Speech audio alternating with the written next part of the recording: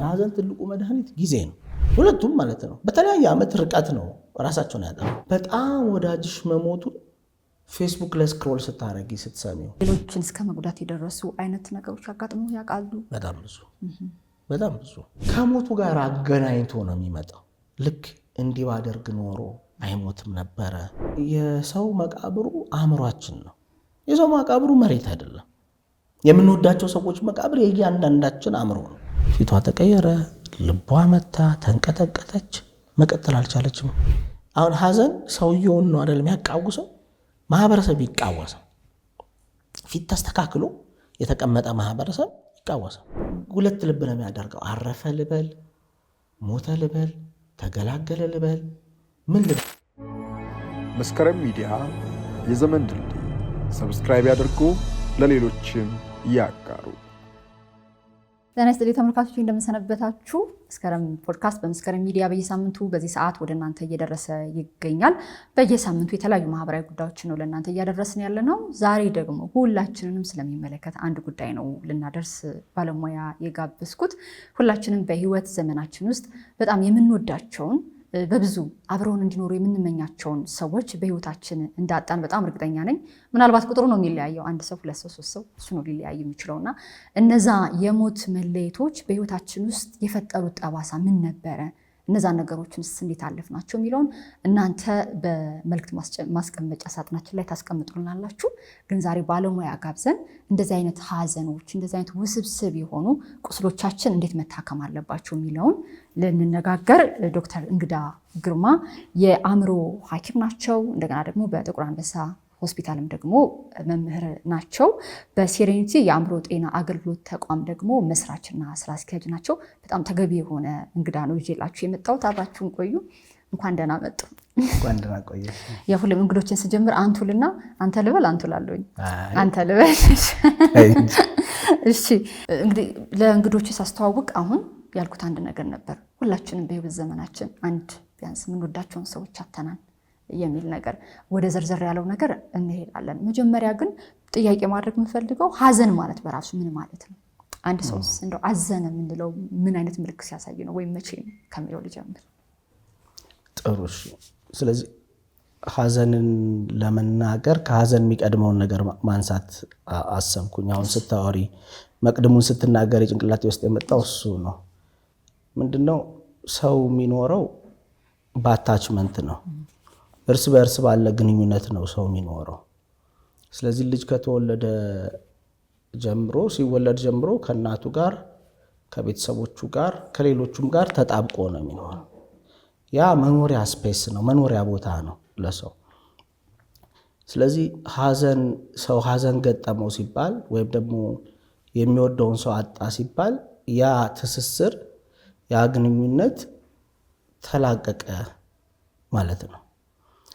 ስለዚህ ያ ግንኙነት ሲላቀቅ ወይም ደግሞ ሰው የሚወደውን ሰው ሲያጣ በስሜት፣ በአካል፣ በአእምሮ፣ በጠባይ በጣም በብዙ መንገድ ምላሽ ይሰጣል። ምክንያቱም ልክ በእንትንም ብናየው የሆኑ በጣም የተጣበቀ ነገር ከአካላችን ጋር የተጣበቀ ነገር እንዲህ ስናላቅቀው ቡጭቅ ሲል የሚሰማን ህመም አለ አይደል? ልክ እንደዛው እነዛ ሰዎቹም ግንኙነቱም ጭንቅላታችን ውስጥም አለ። ከኛ ጋርም በጠንካራ ትስስር ነው የምንኖረው። ከሰው ጋር ባለን ትስስር ነው የምንኖረው። ስለዚህ ያ ትስስር በመበጠሱ ምክንያት የሚመጣ የስሜት፣ የአካል፣ የስነ ልቦና፣ የአስተሳሰብ፣ የጠባይ ለውጥ ማለት ነው። ለምሳሌ የስሜት ለውጥ ስንባል ሰው ሀዘነ የምንለው በጣም ሲከፋው፣ ሲያለቅስ፣ የባዶነት ስሜት ሲሰማው፣ ዝም ብሎ ሲበሳጭ፣ ተስፋ ሲቆርጥ፣ ያን ሰው ሲናፍቀው ማለታችን ነው። ግን ከዛ አልፎ ሰው አካሉ ላይ ራስ ምታት አመመኝ፣ መተኛት አልቻልኩም፣ ጨጓራው በተደጋጋሚ ያመዋል፣ የጀርባ ህመም ይባላል። ትልልቅ ሰዎች ሲሆኑ ደግሞ ግፊታቸው በጣም ይጨምራል። ሰውነታቸው ሙሉ ነው የሚቆጣው። ከዛ መላቀቅ በኋላ ከዛ ትስስር መበጠስ በኋላ ሰውነታቸው በሙሉ ነው የሚቆጣውና እንደዚህ በጣም ብዙ መልክ ያለው ሰዎች የምንወዳቸውን ሰዎች በማጣታችን ምክንያት የምንሰጠው መልከ ብዙ ምላሽ ነው ብለን መያዝ እንችላለን እንደ መግቢያ። ይሄ የተወሳሰበ ሀዘን ብላችሁ የምትገልጹት ወይም ደግሞ ግሪፍ ትራውማ የምንለው ነገር እሱስ መቼ ነው? ከዚህኛው የተለየ ነው ወይስ ተመሳሳይ ናቸው? ይለያያል። እንዴት ነው? አሁን ሀዘን ተፈጥሯዊ ነው። ተፈጥሯዊ ነው፣ የሰው ነው። ከሰው ጋር ልክ መገናኘት እንዳለ ሁሉ መለያየት አለ። መተሳሰር እንዳለ ሁሉ መበጠስ አለ። ያ የተፈጥሮ እውነት ነው። የተፈጥሮ እውነት ስለሆነ እንግዲህ ፍጥረታችንም ያንን እንድንቋቋም ሆነን የተፈጠር ነው። ስለዚህ መተሳሰሩን እንደተቋቋም ነው። ልክ ሰውየው ከህይወታችን ሲጠፋ የምንወደውን ሰው ስናጣ ያለዛ ሰው መኖርን እንደገና ጭንቅላታችንን ሪኦርጋናይዝ አድርገን እንለምዳለን። የምንወደውን ሰው አጥተን መኖርን እንለምዳለን። አንዳንድ ጊዜ ግን ሀዘን ተወሳሰበ የምንለው የሚወዱትን ሰው አጥቶ ያ ትስስር ተበጥሶ ድጋሚ በትክክል ለመኖር የሚቸገሩበት ሁኔታ ላይ ሲኮን ማለት ነው።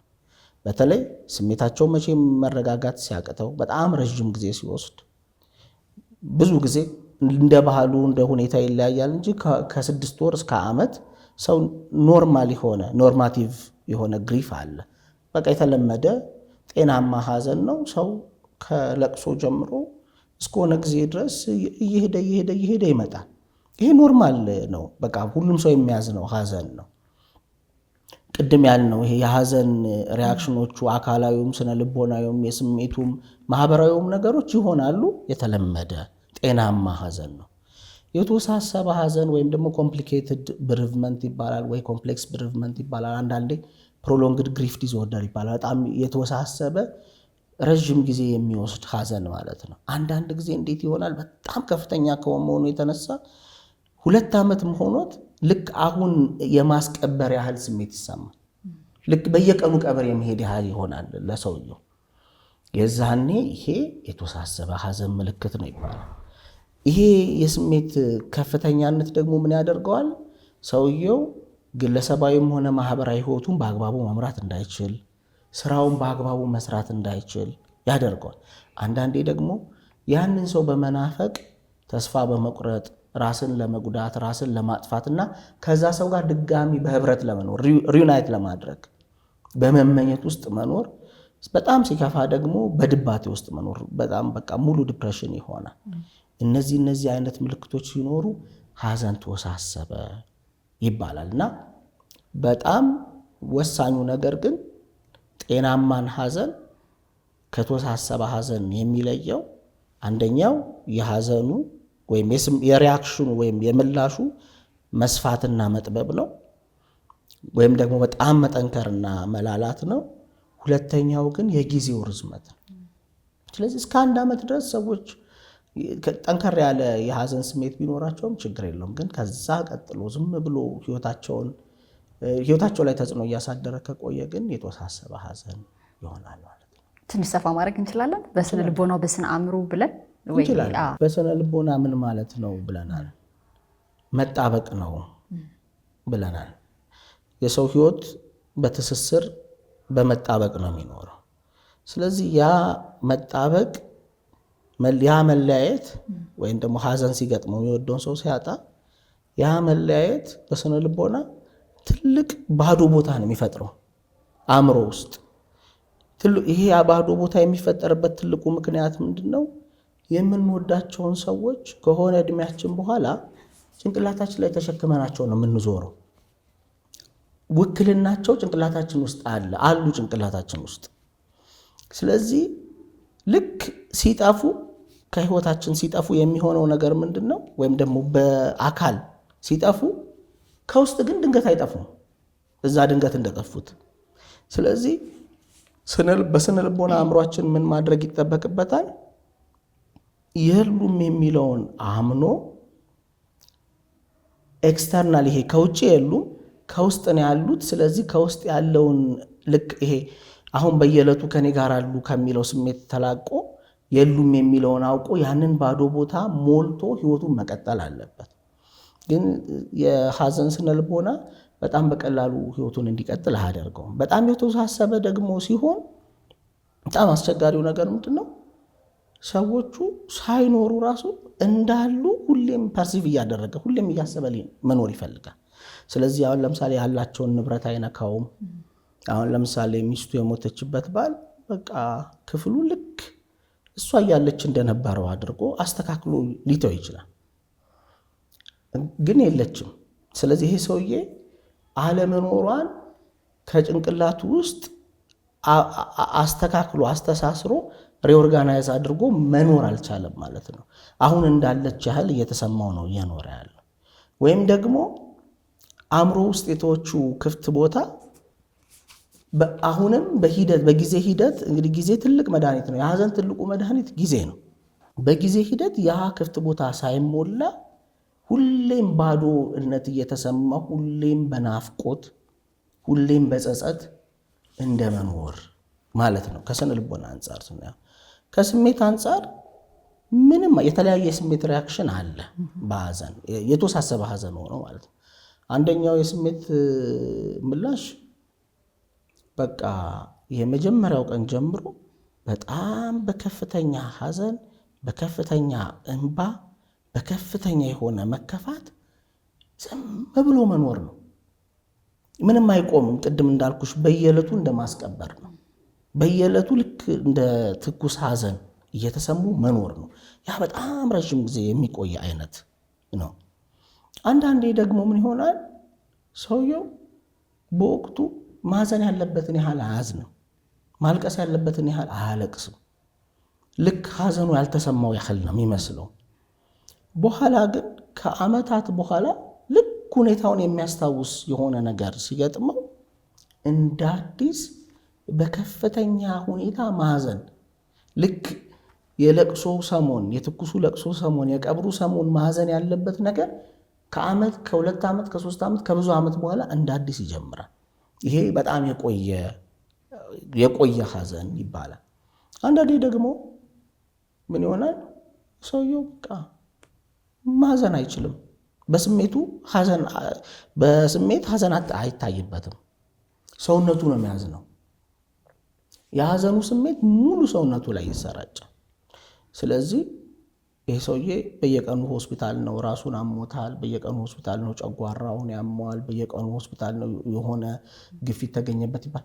በቃ ከዛ የሀዘን ጊዜ ጀምሮ አካላዊ ጤንነቱ ፍጹም ይታወቃል። ምክንያቱም ለስሜቱ በር የሌለው ሰው ነው። ለስሜቱ በር ሰጥቶ ማዘን በሚገባው መጠን የማያዘን አይነት ሰው ሲሆን ነው።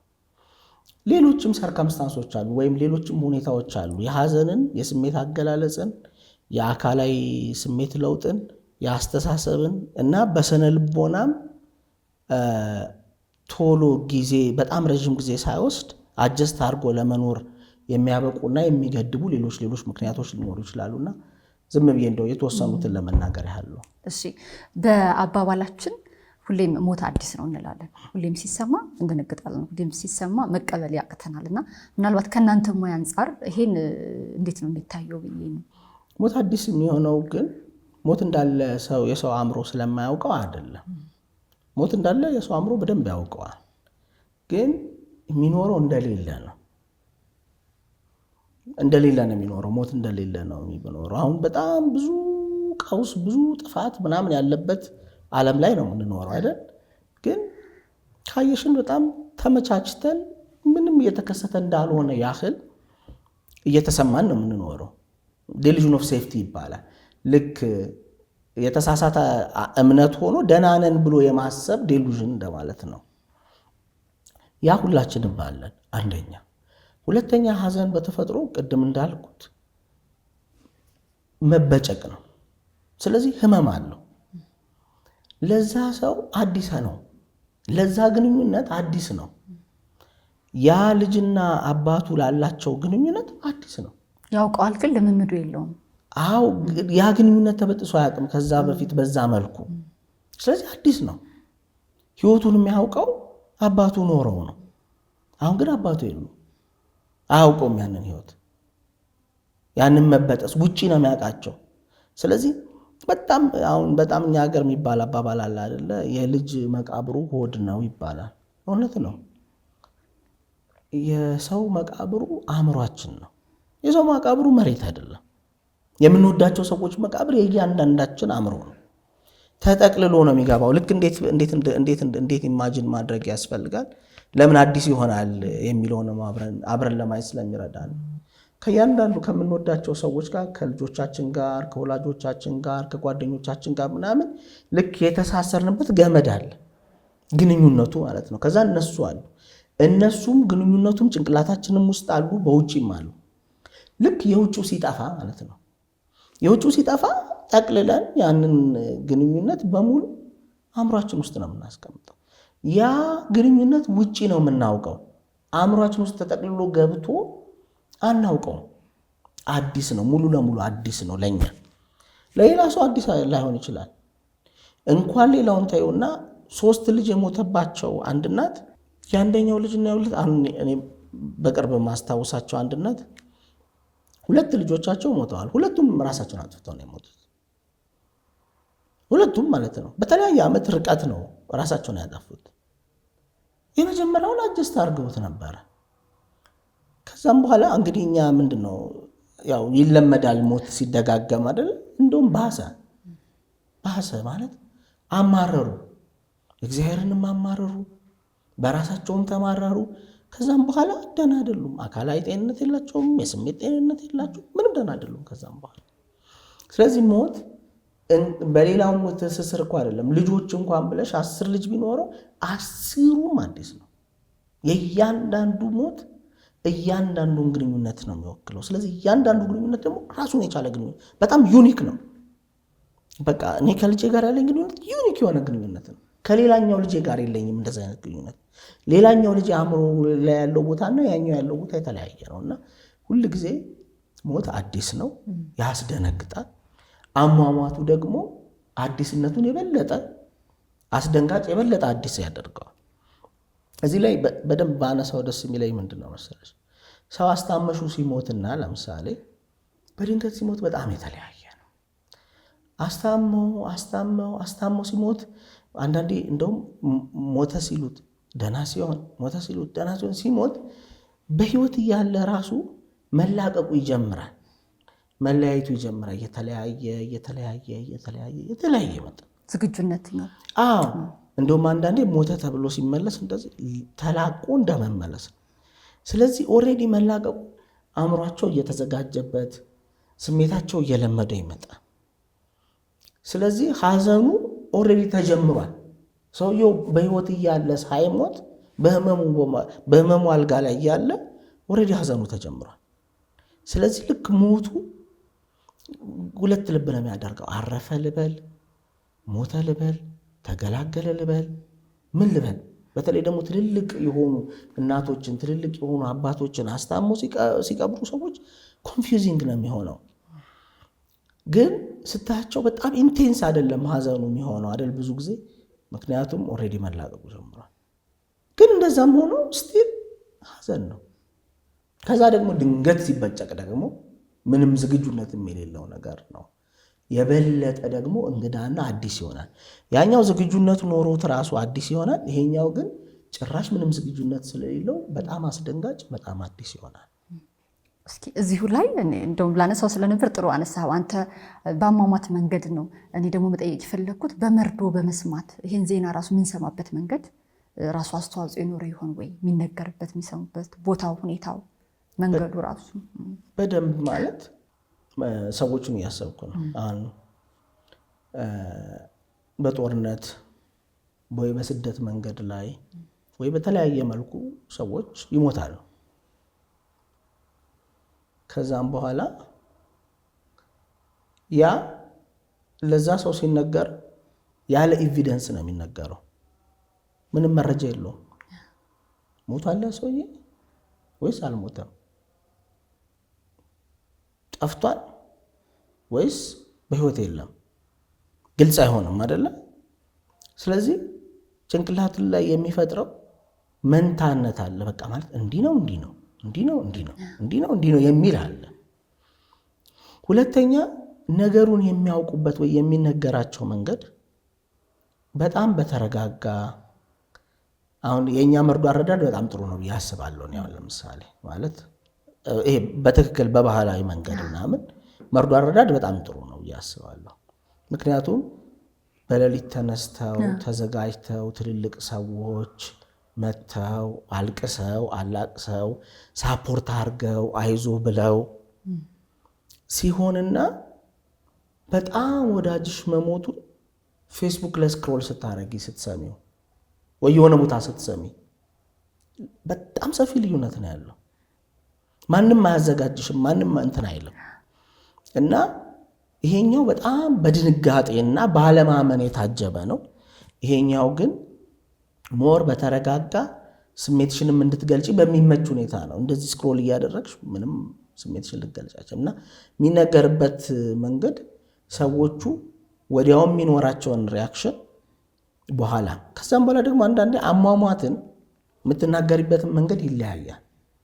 አሁን ትዝ ካለሽ የሊቢያ ሰማዕታት ጊዜ እኔ በጣም ብዙ ሰው ነበር አእምሮ ሕክምና የመጣው የዛኔ በጣም ብዙ ሰው ምንም ማያውቃቸው ከነሱ ጋር ግንኙነት የሌለው ሁላ ማለት ነው። የተነገረበት መንገድ በጣም የሚሰቀጥጥ ነው። ስለዚህ የሰማው ሰው የሰማውን ዝርዝር በአይነ ህሊናው ይስላል። ከዛ ሌላው ሰው አይደለም የሚስለው፣ ወዳጁ እንደዛ ሲሆን፣ ወዳጁ እንደዛ በሆነ በአሰቃቂ መልክ ሲሞት፣ ስለዚህ የምንነግርበት መንገድ ብቻ ሳይሆን ደግሞ የምንነግርበት ዝርዝርም የምንነግረው የነገሩም ዝርዝርና ሁኔታም የሐዘንን ውስብስብን መሆን አለመሆን፣ በሰላማዊ መንገድ ማለቅ አለማለቅ የሚወስን ነው ያስባለሁ። ትንሽ እስኪ ማህበራዊ ህይወታችን ላይ እንበል። ምናልባት ለዚህ የሚያደርሰን ቅድም ደጋግመህ ስታነሳ የነበረው ትስስራችን ምንለው ነገር ነበር። እነዛ ትስስሮቻችን ምን ላይ ነው የቆሙት? ይህን ያክል ራሳችን ላይ ጉዳት እስከሚያደርሱ ድረስ ወይም ደግሞ ለመላቅ እስኪያስቸግሩን ድረስ የምንገልጻቸው ትስስሮች ምን ላይ የቆሙ ናቸው? ከግለሰብ አንጻር ነው። ከግለሰብ ተነስተን ወደ ስለዚህ ትስስር እንግዲህ ብዙ አይነት ነው ያለው። በጣም ማወቅ ስለሚያስፈልግ እኔ እንደውም እሱም ማብራራልሽ የበለጠ ይሻላል ብዬ አስባለሁ። ትስስር ብዙ አይነት ነው። አንዳንድ ትስስሮች፣ አንዳንድ ግንኙነቶች በፍጹም መዋደድ፣ በፍጹም መንከባከብ ላይ የተመሰረቱ ናቸው። በቃ በጣም ይዋደዳሉ። አንዱ ለአንዱ በጣም ያስባል። የተለየ ምንም እንደው ይሄ ነው የምትዩ ቅያሜም፣ ቅሬታም፣ ንዴትም፣ ብስጭትም እዛኛው ሌላኛው ሰው ላይ የለውም። ግን በጣም ማወቅ የሚያስፈልገው ምንወደው ብቻ የሚባል ሰው የለም። ትንሽ ምንጠላው ሰው ነው ያለው። በጣም ትንሽ ምንጠላው፣ ብዙውን ወደንለት በጣም ትንሿን ፓርት ምንጠላው እንደማለት ነው። እናት፣ አባት፣ እህት፣ ወንድምም ቢሆን ማንም ቢሆን ማንወድላቸው እንዲህ ቢሆን ኖሮ አባቴ፣ እንዲህ ብትሆኑ ኖሮ እህቴ የምንላቸው ነገሮች አሉ። ፍጹም ምንጠላው የሚባል ሰው የለም። በጣም ትንሿንም ቢሆን ምንወድለት አለ። የእነዚህ ሰዎች ለምሳሌ ትስስር መበጠስ ሐዘን አያወሳስብም። ለምን መሰለሽ? ምንወደውም ሰው ጭንቅላታችን ውስጥ ያለው ምንወደው ሰው ነው። ምንወደው ሰው ጭንቅላታችን ውስጥ ያለው ምንወደው ሰው ነው። ስለዚህ ስንናገር የምናወጣው ያንኑ ነው። እዛ ውስጥ ጭንቅላታችን ውስጥ ያለውን ተበጥሶ ተጠቅልሎ የገባውን ያን ሰው ነው የምናወራው። ስለዚህ ስለ በጎነቱ ብናወራ ጭንቅላታችን ውስጥ የሚቀረው በጎ ነገር ነው፣ ክፉ ነገር የለም። ምንጠላው ሰው ሲሆን ደግሞ በጣም ቀላል ነው። ምክንያቱም ምንጠላው ሰው ነው፣ ምንጠላው እንደሆነ ሁሉም ሰው ያውቃል። ስለዚህ እንኳን ሞተ ተገላገልን። አንዳንዴ አሁን ለምሳሌ አባቱን በጣም የሚጠላ ሰው አለ። እንኳን ሞተ አባቴን ተገላገልኩት የሚል ሰው አለ። ይህን ያህል ማለት ነው። ተገላገልኩት፣ ስቃይ ነበረ፣ እኔ እንደውም ብገለው ደስ ይለኛል ሁላ የሚል ሰው እኮ አለ። ወይም ደግሞ ሌሎችንም ሰዎች እንደው በጣም የኔ የምንላቸውን ሰዎች ባይሆንም በሩቅ በሚያደርጉት ነገር ባላቸው ተጽዕኖ ምንጠላቸው ሰዎች፣ ዓለም አረፈች ምንልባቸው ያህል ሰዎች አሉ። የእነዚህም ሰዎች እየሳቅን እየተደሰትን ሞተ ብለን ዝም ብለን የምናወራው አይነት ነገር ነው። ሐዘን በጣም የሚወሳሰበውና አስቸጋሪ የሚሆነው ግን የምንወዳቸውም የምንጠላቸውም ሰዎች ሲሞቱ ነው። አንድ ሰው ነው ግን እንወደዋለንም እንጠላዋለን። ልክ ለዚህ በጣም እንትን የሚለኝ በጣም ድሮ ሜዲካል ስኩል እያለው ይመስለኛል የሰማሁት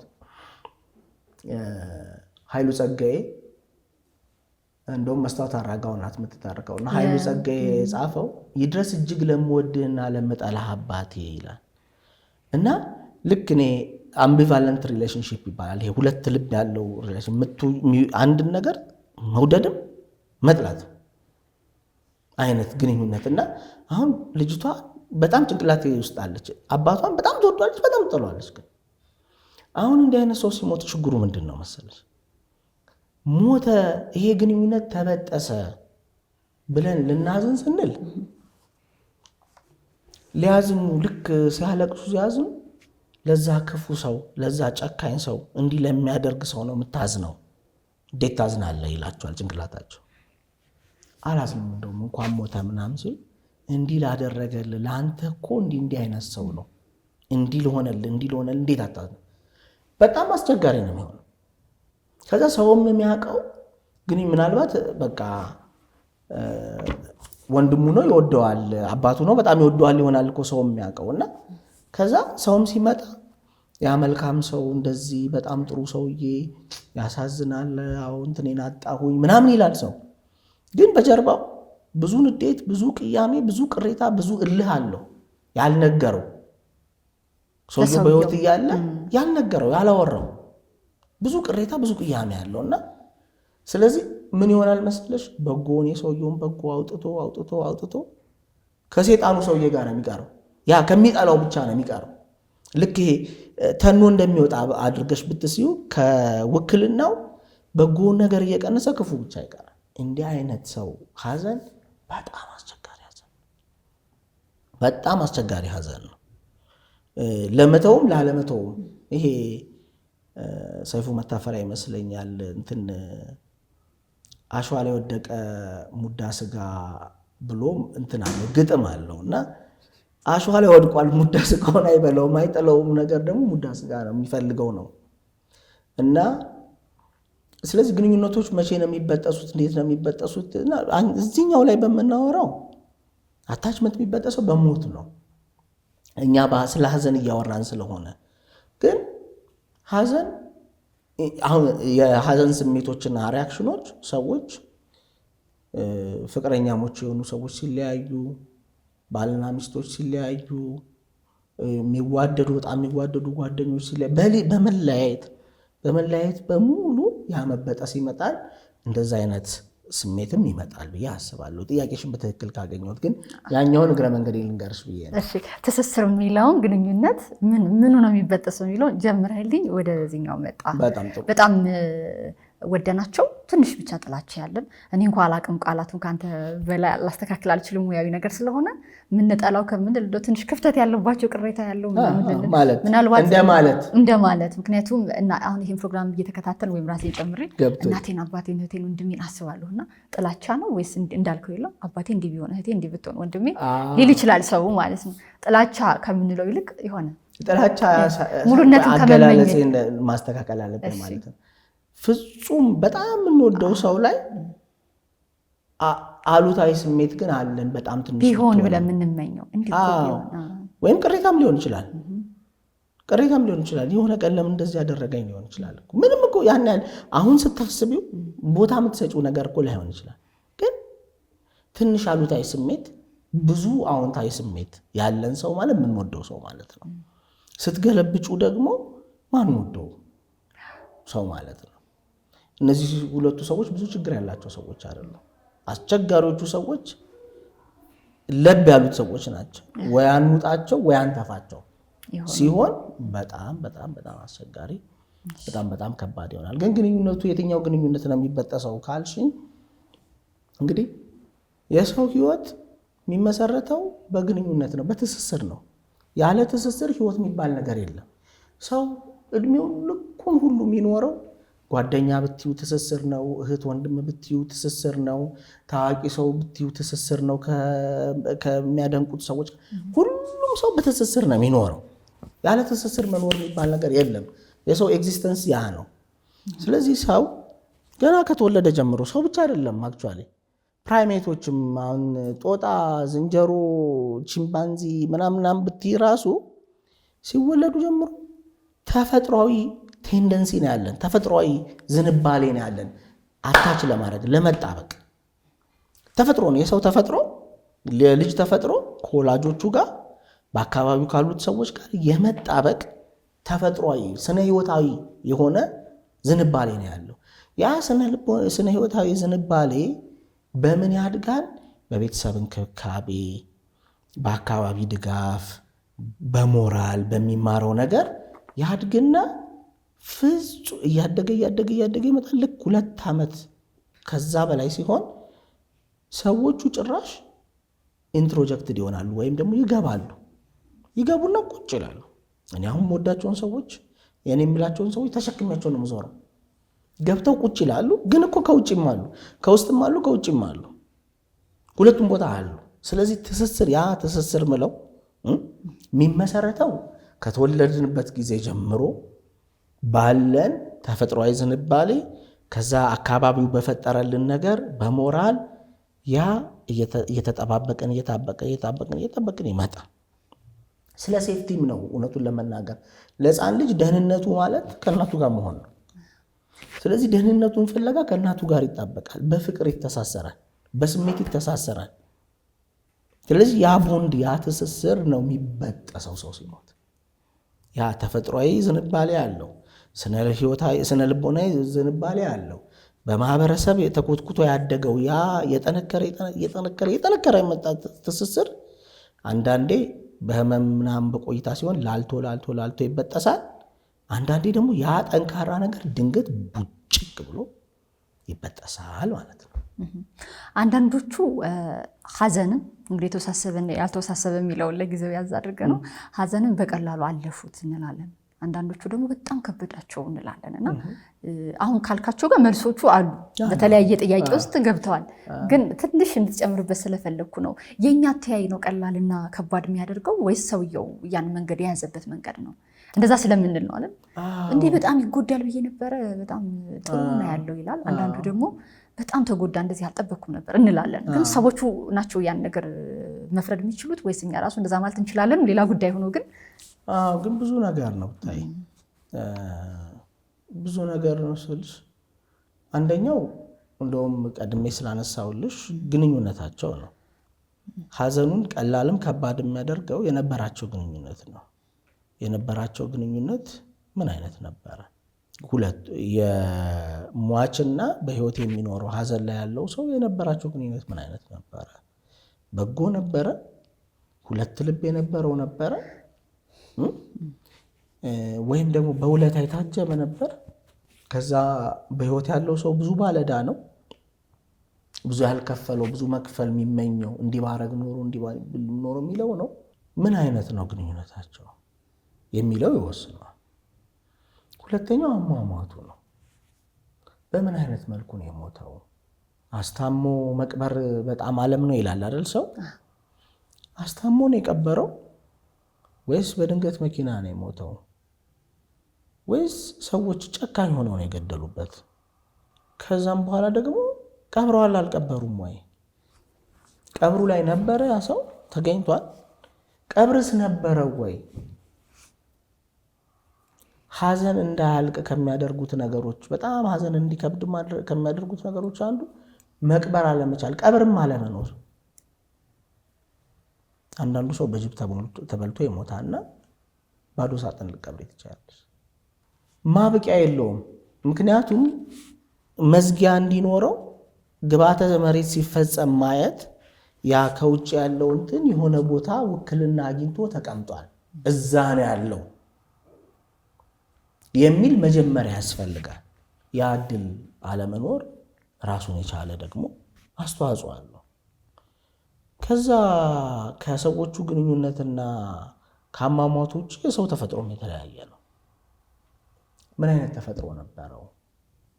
አንዳንዱ ሰው ከሰው ጋር በስሜት መተሳሰር ብዙ አይችልም። ይሄ ጠንካራ ትስስር መፍጠር አይችልም። በጣም ስስ ናት ትስስሩ። መጀመሪያ በቃ ይሄ በጣም አቮይደንት ይባላል። በቃ ስሜቱ ሩቅ ነው። በስሜት መተሳሰር አይችልም ምናምን ስታዩ እንዴ ይሄ ሰው የሀዘኑ ቶሎ ወጣለት ምናምን ያለች ሀዘኑ ቶሎ ወጥቶለት አይደለም፣ ግን ሀዘኑን ትስስሯም ስስናት። ከዛም በኋላ ግን ሌላው ትስስር በሌላ ነገር ነው የሚገልጸው። አሁን ፍቅሩን ያ ሰውዬ ስለ አንቺ በማሰብ ሊሆን ይችላል ወይ ደግሞ የሆነ በጎ ነገር በማድረግ ምናምን ነው እንጂ በስሜት ያንን ጠንካራ ትስስር ፎርም ላይ ያደርግ ይችላል። አንዳንዱ ሰው ደግሞ በጣም ዲፔንደንት የሆነ ሪሌሽንሺፕ ነው ያለው፣ ጥገኛ ነው በዛ ሰው። በተለይ ደግሞ ልጆች ሲሆኑ ይከፋል። ትንንሽ ልጆች ሲሆኑ እነዛ ልጆች በወላጆቻቸው ላይ ጥገኞች ናቸው። አንዳንዴ በጣም በትንሽነታቸው ሁለቱም አይኖሩም። ከዛም በኋላ በቃ እንግዲህ ምንም ሳይጠነክር ያ ግንኙነት ትርጉም ያለው እንኳን ግንኙነት ከሰው ጋር ፎርም ማድረግ ሳይችሉ እንዲሁ ያንን በመናፈቅ ይኖራሉ። ከሱ ውጭ ደግሞ ያ ሰው የሚያጎለው አሁን ልጆች ሲሆኑ ትንንሽ ልጆች እንዳልኩሽ የሟች ወላጅ ሲሆን የሚያጎለው ነገር በጣም ብዙ ነው። በጣም ብዙ ነው የሚያጎለው። እንዴት ይኖራሉ ከዛም በኋላ ያለው ኑሮ።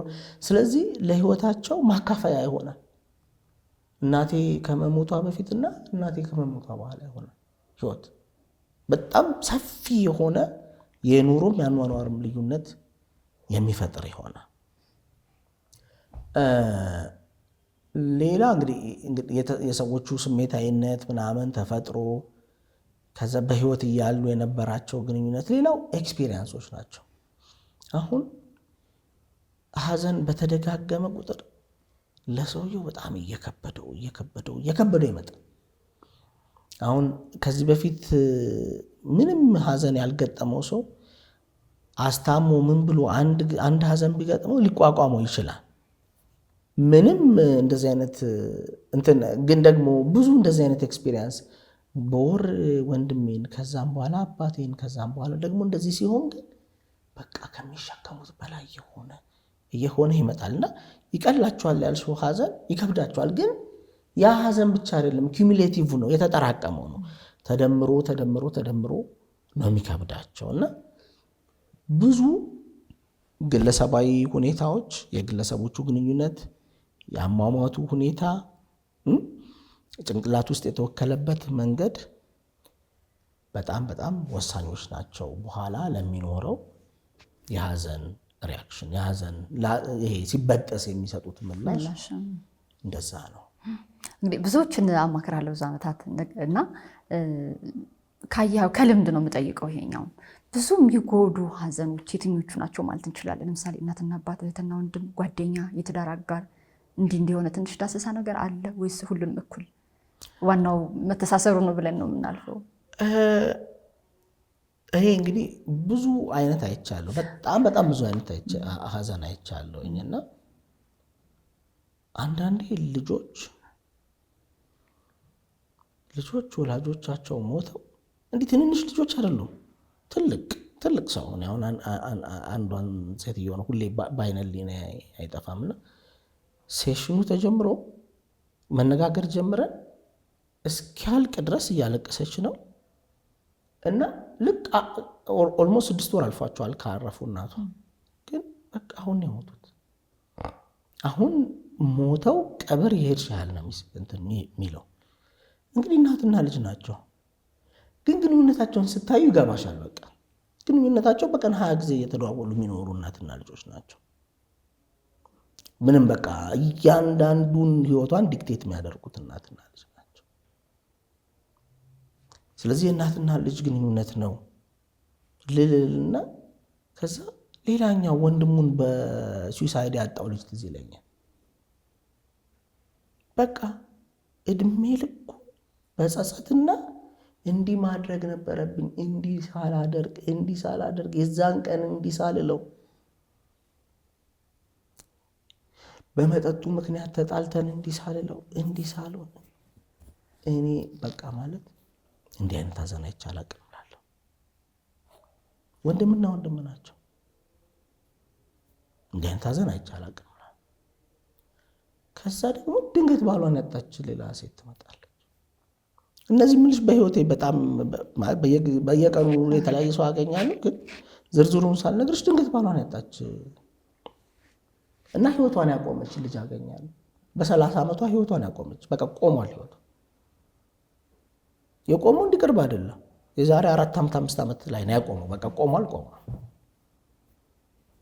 ከዛ ደስታ የሚባል ሳቅ የሚባል ነገር ከሳቀች ጸጸቱን አትችለውም። የከዳችሁ ይመስላል። ባሏን የከዳችሁ ነው ይመስላት። ባሏን የከዳች ነው ይመስላት። ከዛ ባሏም ያደርጋቸውን እያንዳንዷን ነገር ለልጆቹ ታደርጋለች፣ ማድረግ አለባት። ከዛ በጣም ስትሬች ልታደርጋለች ማለት ነው። ባሏ ያደረገውን ለማድረግ ስራዋን ሰርታ ልጆቹን ባሏ በጣም ጎበዝ ባል ስለነበረ የእሱ ልጆቹ ላይ የፈጠረውን ክፍተት ለመሸፈን በቃ ሁለት ሰው ሆና ነው የምትኖረው፣ ራሷንና እሱ። እና በቃ ባል ሲሞት ነው የሚከብደው እላለሁ። እና ቅድም መጀመሪያ ላይ ስትጠይቀኝ ያልሽው ነው ወሳኙ የሚመስለኝ። ሰዎች በሮሉ ምክንያት ባላቸው ሮል ምክንያት የሀዘኑ መጠን ከፍም ዝቅም አይልም። ሮሉን በተወጡበት መጠን ነው። ባል በመሆኑ፣ ሚስት በመሆኑ፣ ልጅ በመሆኑ፣ ወላጅ በመሆኑ፣ ጓደኛ በመሆኑ አይደለም። ምን አይነት ጓደኛ ነበሩ? ምን አይነት እናትና ልጅ ነበሩ? ምን አይነት ወንድምና እህት ነበሩ የሚለው ግን በደንብ አድርጎ ይኸው እኔ አንድ ቀን አቁሜ አላቅም ማልቀስ። 10 ምናምን ዓመቱ ነው። አልቀበረችውም ወንድሟ 10 ምናምን ዓመቱ ነው። ያልቀበረችውም ስላልተገኘ ነው። 10 ምናምን ዓመት ሙሉ ያላለቀሰችበትን ቃል አታስታውሰው። ግን ወንድሟ ነው፣ እህትና ወንድም ናቸው። ስለዚህ ትስስሩ የበለጠ በጣም ከዛ አሟሟታቸው ምናምን ቅድም የዘረዘርናቸው ፋክተሮች አሉ የሚወስኑ፣ ግን ከሁሉ በላይ ትስስሩ በጣም አደገኛ ነው። በጣም በጣም በጣም ወሳኝ ነገር ነው። አሁንም ስታነሳ ነበር ለምሳሌ ወንድሙ ሲሞት ያልከው እንዲህ ባረግ ኑሮ እንደዛ ባረግ ኑሮ አይነት ጸጸት የሚለው ይሄ ብዙ ያለ ይመስለኛል። እንደዛ ብዙ ጊዜ የምንወዳቸውን ካጣን በኋላ እንዲህ ባደርግለት ኑሮ እንዲህ ብላት ኑሮ ወይ ደግሞ ስልክ ተደውሎ ከነበር ምን ሊነገር የነበር ወይ ባነሳው ኑሮ እንዲህ ብዙ ጸጸቶች አሉና ለምንድን ነው ብዙ ጊዜ በህይወት ያለው ሰው ነዋሪው እንበል እንግዲህ እስከምንሞት ድረስ ማለት ነው በሞቱ በሚወዳቸው ሰዎች የሚጸጸተው ለምንድን ነው? ያን ነገር የሚፈጥረው ለምንድን ነው? እንግዲህ ግንኙነቶች ያለ እክል አይደሉም አይደለ? ግንኙነቶች የራሳቸው እንከኖች አሏቸው። ማድረግ ያልቻልሻቸው ነገሮች አሉ፣ የቻልሻቸው ነገሮች አሉ። ያኛውም ሰው የቻለውም ያልቻለውም ነገር አለ። ከዛም በኋላ ደግሞ ያልተነጋገርናቸው ያላወራናቸው ማውራት የነበረብን ነገሮች አሉ። ብዙ ነገሮች አሉ እናምጣቸው ካልን። ግን በሀዘን ጊዜ የሚመጣው ሰርቫይቨር ጊልት ይባላል እና በሀዘን ጊዜ የሚመጣው ጸጸት ከሞቱ ጋር አገናኝቶ ነው የሚመጣው።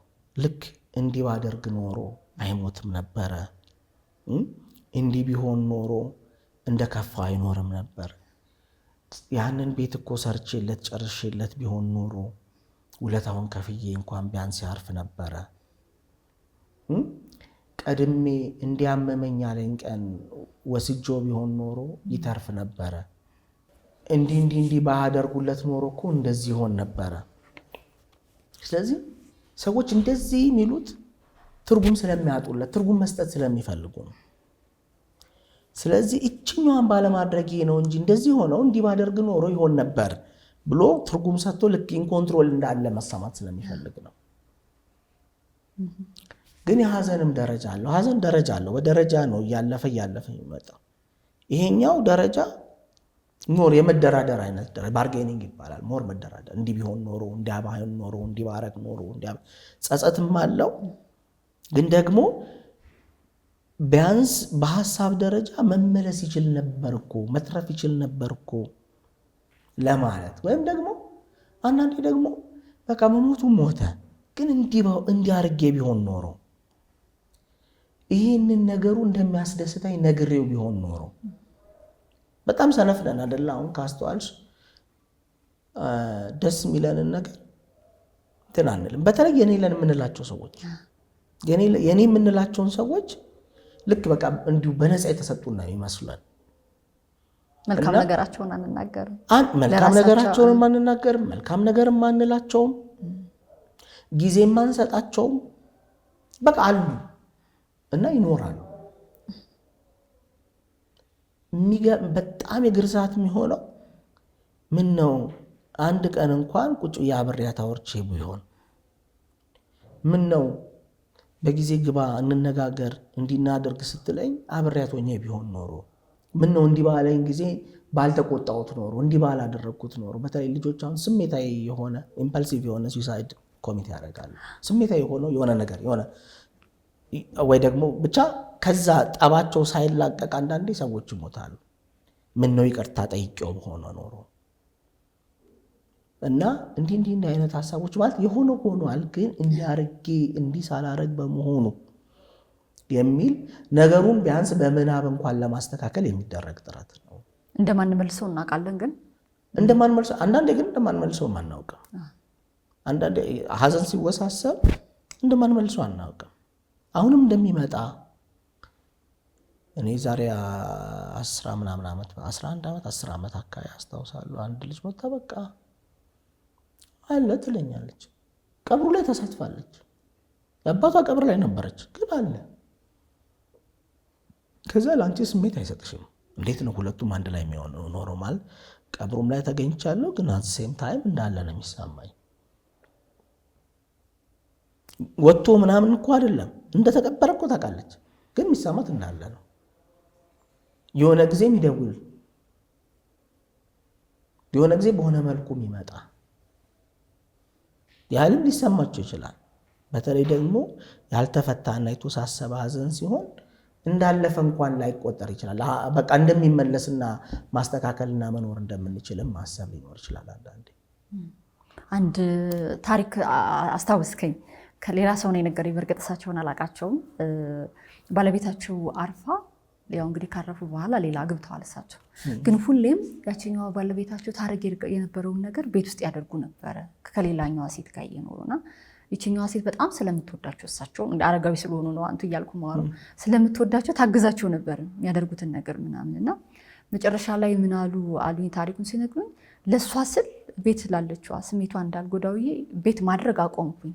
ግን ያን ቀን የሚደረግበት ክዋኔ ውለት ግን ውጭ ሄድና አድርጌው እመጣለሁ። ይሄኛውን ያቆምኩት ግን ለሴትዮዋ ስል ነው ቤት ላለችዋ ማለት ነው። ከሞቱ ከምናምን ዓመት በኋላ ሚስት አግብተው እየኖሩ ይሄን ያህል መጣበቅ ከዛኛው ካለፈው ሰው ጋራ በዚህ ደረጃ አሁን ይሄን የተወሳሰበ ብቻ ብለን ነው የምንተው ራሱ ወደ ግን ህመም ነው። በነገራችን ላይ የተወሳሰበ ሀዘን ህመም ነው። የተወሳሰበ ሀዘን ህመም ነው። እሺ ቅድም ግን ደረጃ ብለህ ጀመርክልና ተውኮ ምናልባት ደረጃዎች ላይ ይሄንም ልናገኘው እንችል ይሆን? ደረጃዎችን እናንሳቸው። በዛው ደረጃዎቹ ጤናማ ናቸው እውነቱን ለመናገር። ሁለቱንም ግን ለየብቻ ልናነሳቸው እንችላለን። እንትኑ ህመሙ የተወሳሰበ ሀዘን ብዙ መገለጫዎች አሉት። ከመገለጫዎቹ አንደኛው ምንም ያንን ሰውዬ የሚያስታውስ ድምፅ እንኳን መስማት አለመፈለግ። ምንም በቃ ሁሉን ነገር ቤቱን ጥፍትፍትፍት አድርጎ ቤቱንም ለቆ እኛውን አስታውሳለሁ። በጣም በቃ ትልልቅ ቤት ያላቸው ሰዎች እኮ ናቸው። ቤታቸውን ለቀው ተከራይተው ይኖራሉ ሌላ ሰፈር። ምንም ያንን ሰውዬ የሚያስታውስ አንዲት ነገር ማየት ማይፈልጉ ሰዎች አሉ። በተቃራኒው ደግሞ አሁን እንደነገርሽኝ አይነት ሰውዬ አይነት ምን ያደርጋሉ? ምንም ያንን ነገር መልቀቅ አይፈልጉ። ሁሌም ያን ሰውዬ እያስታወሱ መኖር። ሌላውን ታዩ ንገሩን ስንላቸው መናገር አይፈልጉም። ለምን እንደሆነ ታውቂያለሽ? ከተናገርን ሀዘኑ ከኛ ይወጣል፣ ሰዎቹን እንረሳቸዋለን ብለው ስለሚሰጉ መናገር እንኳን አይፈልጉም። ማውራት እንኳን አይፈልጉም። ካወራው ሰውዬው ይሄዳል፣ ሰውዬው ከሄደ ብቻዬን ልቀር ነው የሚል እንትን ስላለው። በነገራችን ላይ ይቅርታ ላቋርጥና እዚሁ ጋር አስታውስኩኝ። እሳቸውን አንደኛው በጣም ገርሞኝ የነበረው መኪና እየነዳው ሁሌ አወራታለሁኝ እና እንደውም የታሪኩ መነሻ የነገሩን ሰዎች እሳቸው ጋር ሲሄዱ የሆነ ሰዓት ላይ ያወራሉ ሰውየው እና ምንድን ነው ሲሏቸው ነው የተናገሩት የስንት ዓመት ታሪክ ነው ብለው ሁሌም በእንደዚህ አይነት ሰዓታት ላይ ሁሌም የሆነ ጉዳይ ወደ አሚሮ ሲመጣ እንዳለች አድርጌ እየነዳው መኪና እየዋራኋት ነው የሚሄደው እና አማካሪ ናት፣ የህይወት አማካሪ ናት። ኢቨን አሁን ባለው ትዳሬ ራሱ እሷን እንደ አማካሪ እስከዚህ የደረሰ የበለጠ አስታወስኩኝ ስታብራራ። ያሳዝናሉና አሁን እሳቸው በቃ ለእሳቸው ሚስታቸው አልተቀበሩም፣ አልሞቱም፣ አልተቀበሩም። ያውቁታል እኮ በእውቀት ደረጃ ግን አእምሯቸው አላስተካከለውም። ቦታው ይቀየራል፣ ሪኦርጋናይዝድ ይሆናል አእምሮ ላይ። ልክ ሲሞት ኦኬ በቃ የውጭ ግንኙነት የለንም፣ ኢንተርናል ግንኙነት ነው ያለን፣ ውስጥ ነው ግንኙነታችን፣ ተጠቅልሎ ገብቷል ማለት ይጠይቃል ሰው ሲሞት። የእሳቸው አሁን በደንብ የተወሳሰበ ሀዘን ነው አሉ። አሁንም አብረው እየኖሩ ነው። እኔ አስታውሳለሁኝ የሀዘን ምልክቱ በሙሉ አንድ ቮለንተር አድርግ ነበረ ማህበረ ቅዱሳን ክሊኒክ ነበረ እና እዛ ክሊኒክ የምትመጣለች ናትና ልክ መንገድ ላይ የሄደች የእሳቸውን ሽቶ ሸተታት፣ የእናቷን ሽቶ። ሙሉ ስሜቷን የተቀየረው ፊቷ ቀላ፣ ልቧ መታ፣ ደነገጠች። ከዛ በቃ ማን ነው ፍለጋ እና ሽቷቸውን የሸተታት። ቤቷን ስታይ ጥበባቸው የእሳቸው ጥበብ እንዲህ ተደርጎ ተስተካክሎ ተቀምጧል። ሽቷቸውን አሁን የድሮ ስለሆነ እየጠፋ መጣ። ተቸገረች ሁላ መግዛት ማለት ነው። ብራንዱ እየጠፋ ምንድን ነው የምታረቀው? ቤቷ ላይ ከፍታ ታስቀምጠዋለች። ሁሌ የእሳቸው ፕሬዘንስ ፊሊንግ እንዲኖረው ትፈልጋለች። በቃ እሳቸው እንዳሉ እንዲሰማት ትፈልጋለች። አሁን ይህም የተወሳሰበ ሀዘን ምልክት ነው። ስለዚህ የተወሳሰበ ደረጃውን አወራሻለሁ፣ ግን የተወሳሰበ ሀዘን መገለጫው በጣም ብዙ ነው። እንዲህ ቆጥረሽ እንኳን የምትጨርሽው ነገር አይደለም። ቆጥረሽ እንኳን ቅድም እንዳለው አንዳንዴ በቃ ሰውየውን ጭራሽ ላለማስታወስ የሚደረግ ጥረት፣ አንዳንዴ ደግሞ ሰውየውን ጭራሽ ላለመርሳት መጣር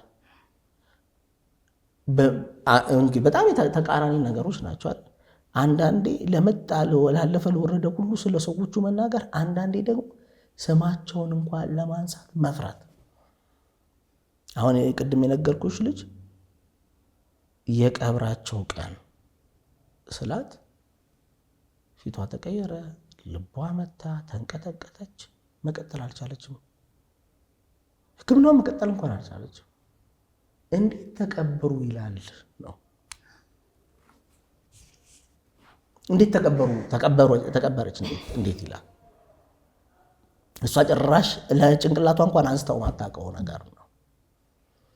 እና መልኩ በጣም እኔ ምናልባትም እንደ ሀዘን እና ትሮማ በተለይ እንደ ጥቃትና እንደ ሀዘን መልከ ብዙ ነገር የለም።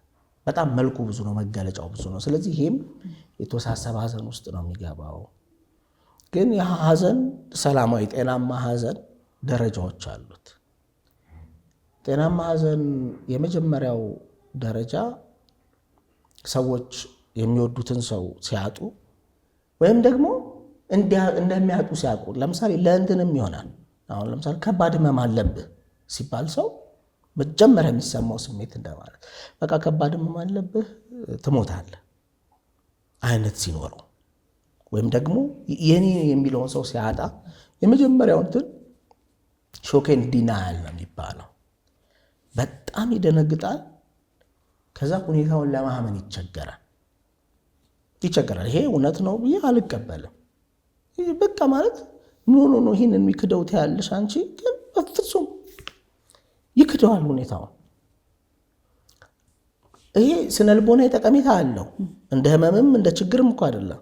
ሰውየው የሚክደው ለአእምሮ ጊዜ ለመስጠት ያንን ድንጋጤ ሳይክደው ዝም ብሎ ሰውየው ላይ ቢወርድበት ማለት ነው መቆምም ላይ ይችላል ሰውየው።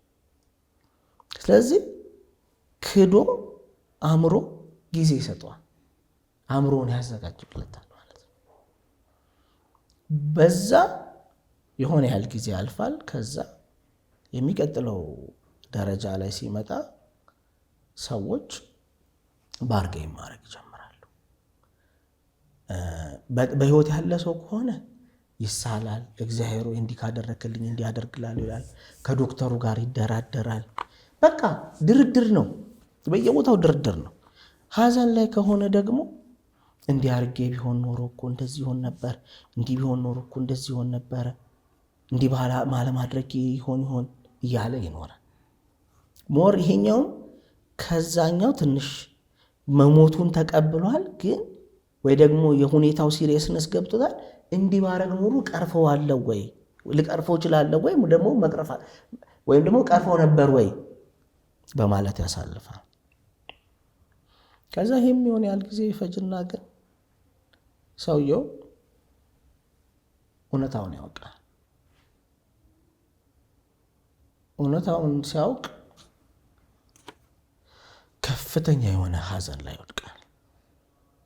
በጣም ከፍተኛ የሆነ ሀዘን ነው። ዲፕሬሽን ወይም ዲስፔር ይባላል።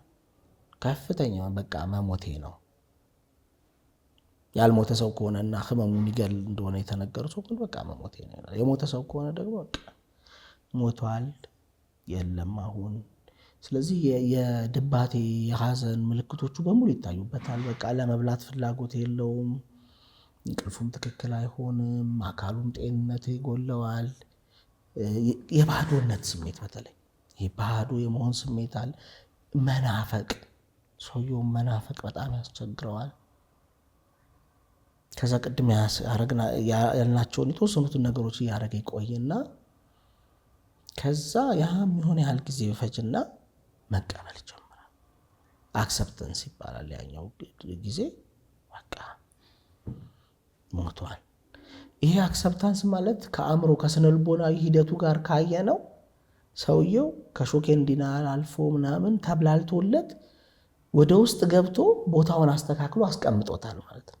ክፍተቱንም መሙላት ጀምሯል ማለት ነው። ከዛ አክሰፕታንስ ላይ ያለ ሰው ማለት ግን ሰውየውን ረስቶታል ማለት አይደለም። በጣም መታወቅ ያለበት ነገር ሀዘን አይጠፋም። ሀዘን እንዳልሆነ ነገር መቁጠር አይቻልም። የሆነው ነገር ሆኗል።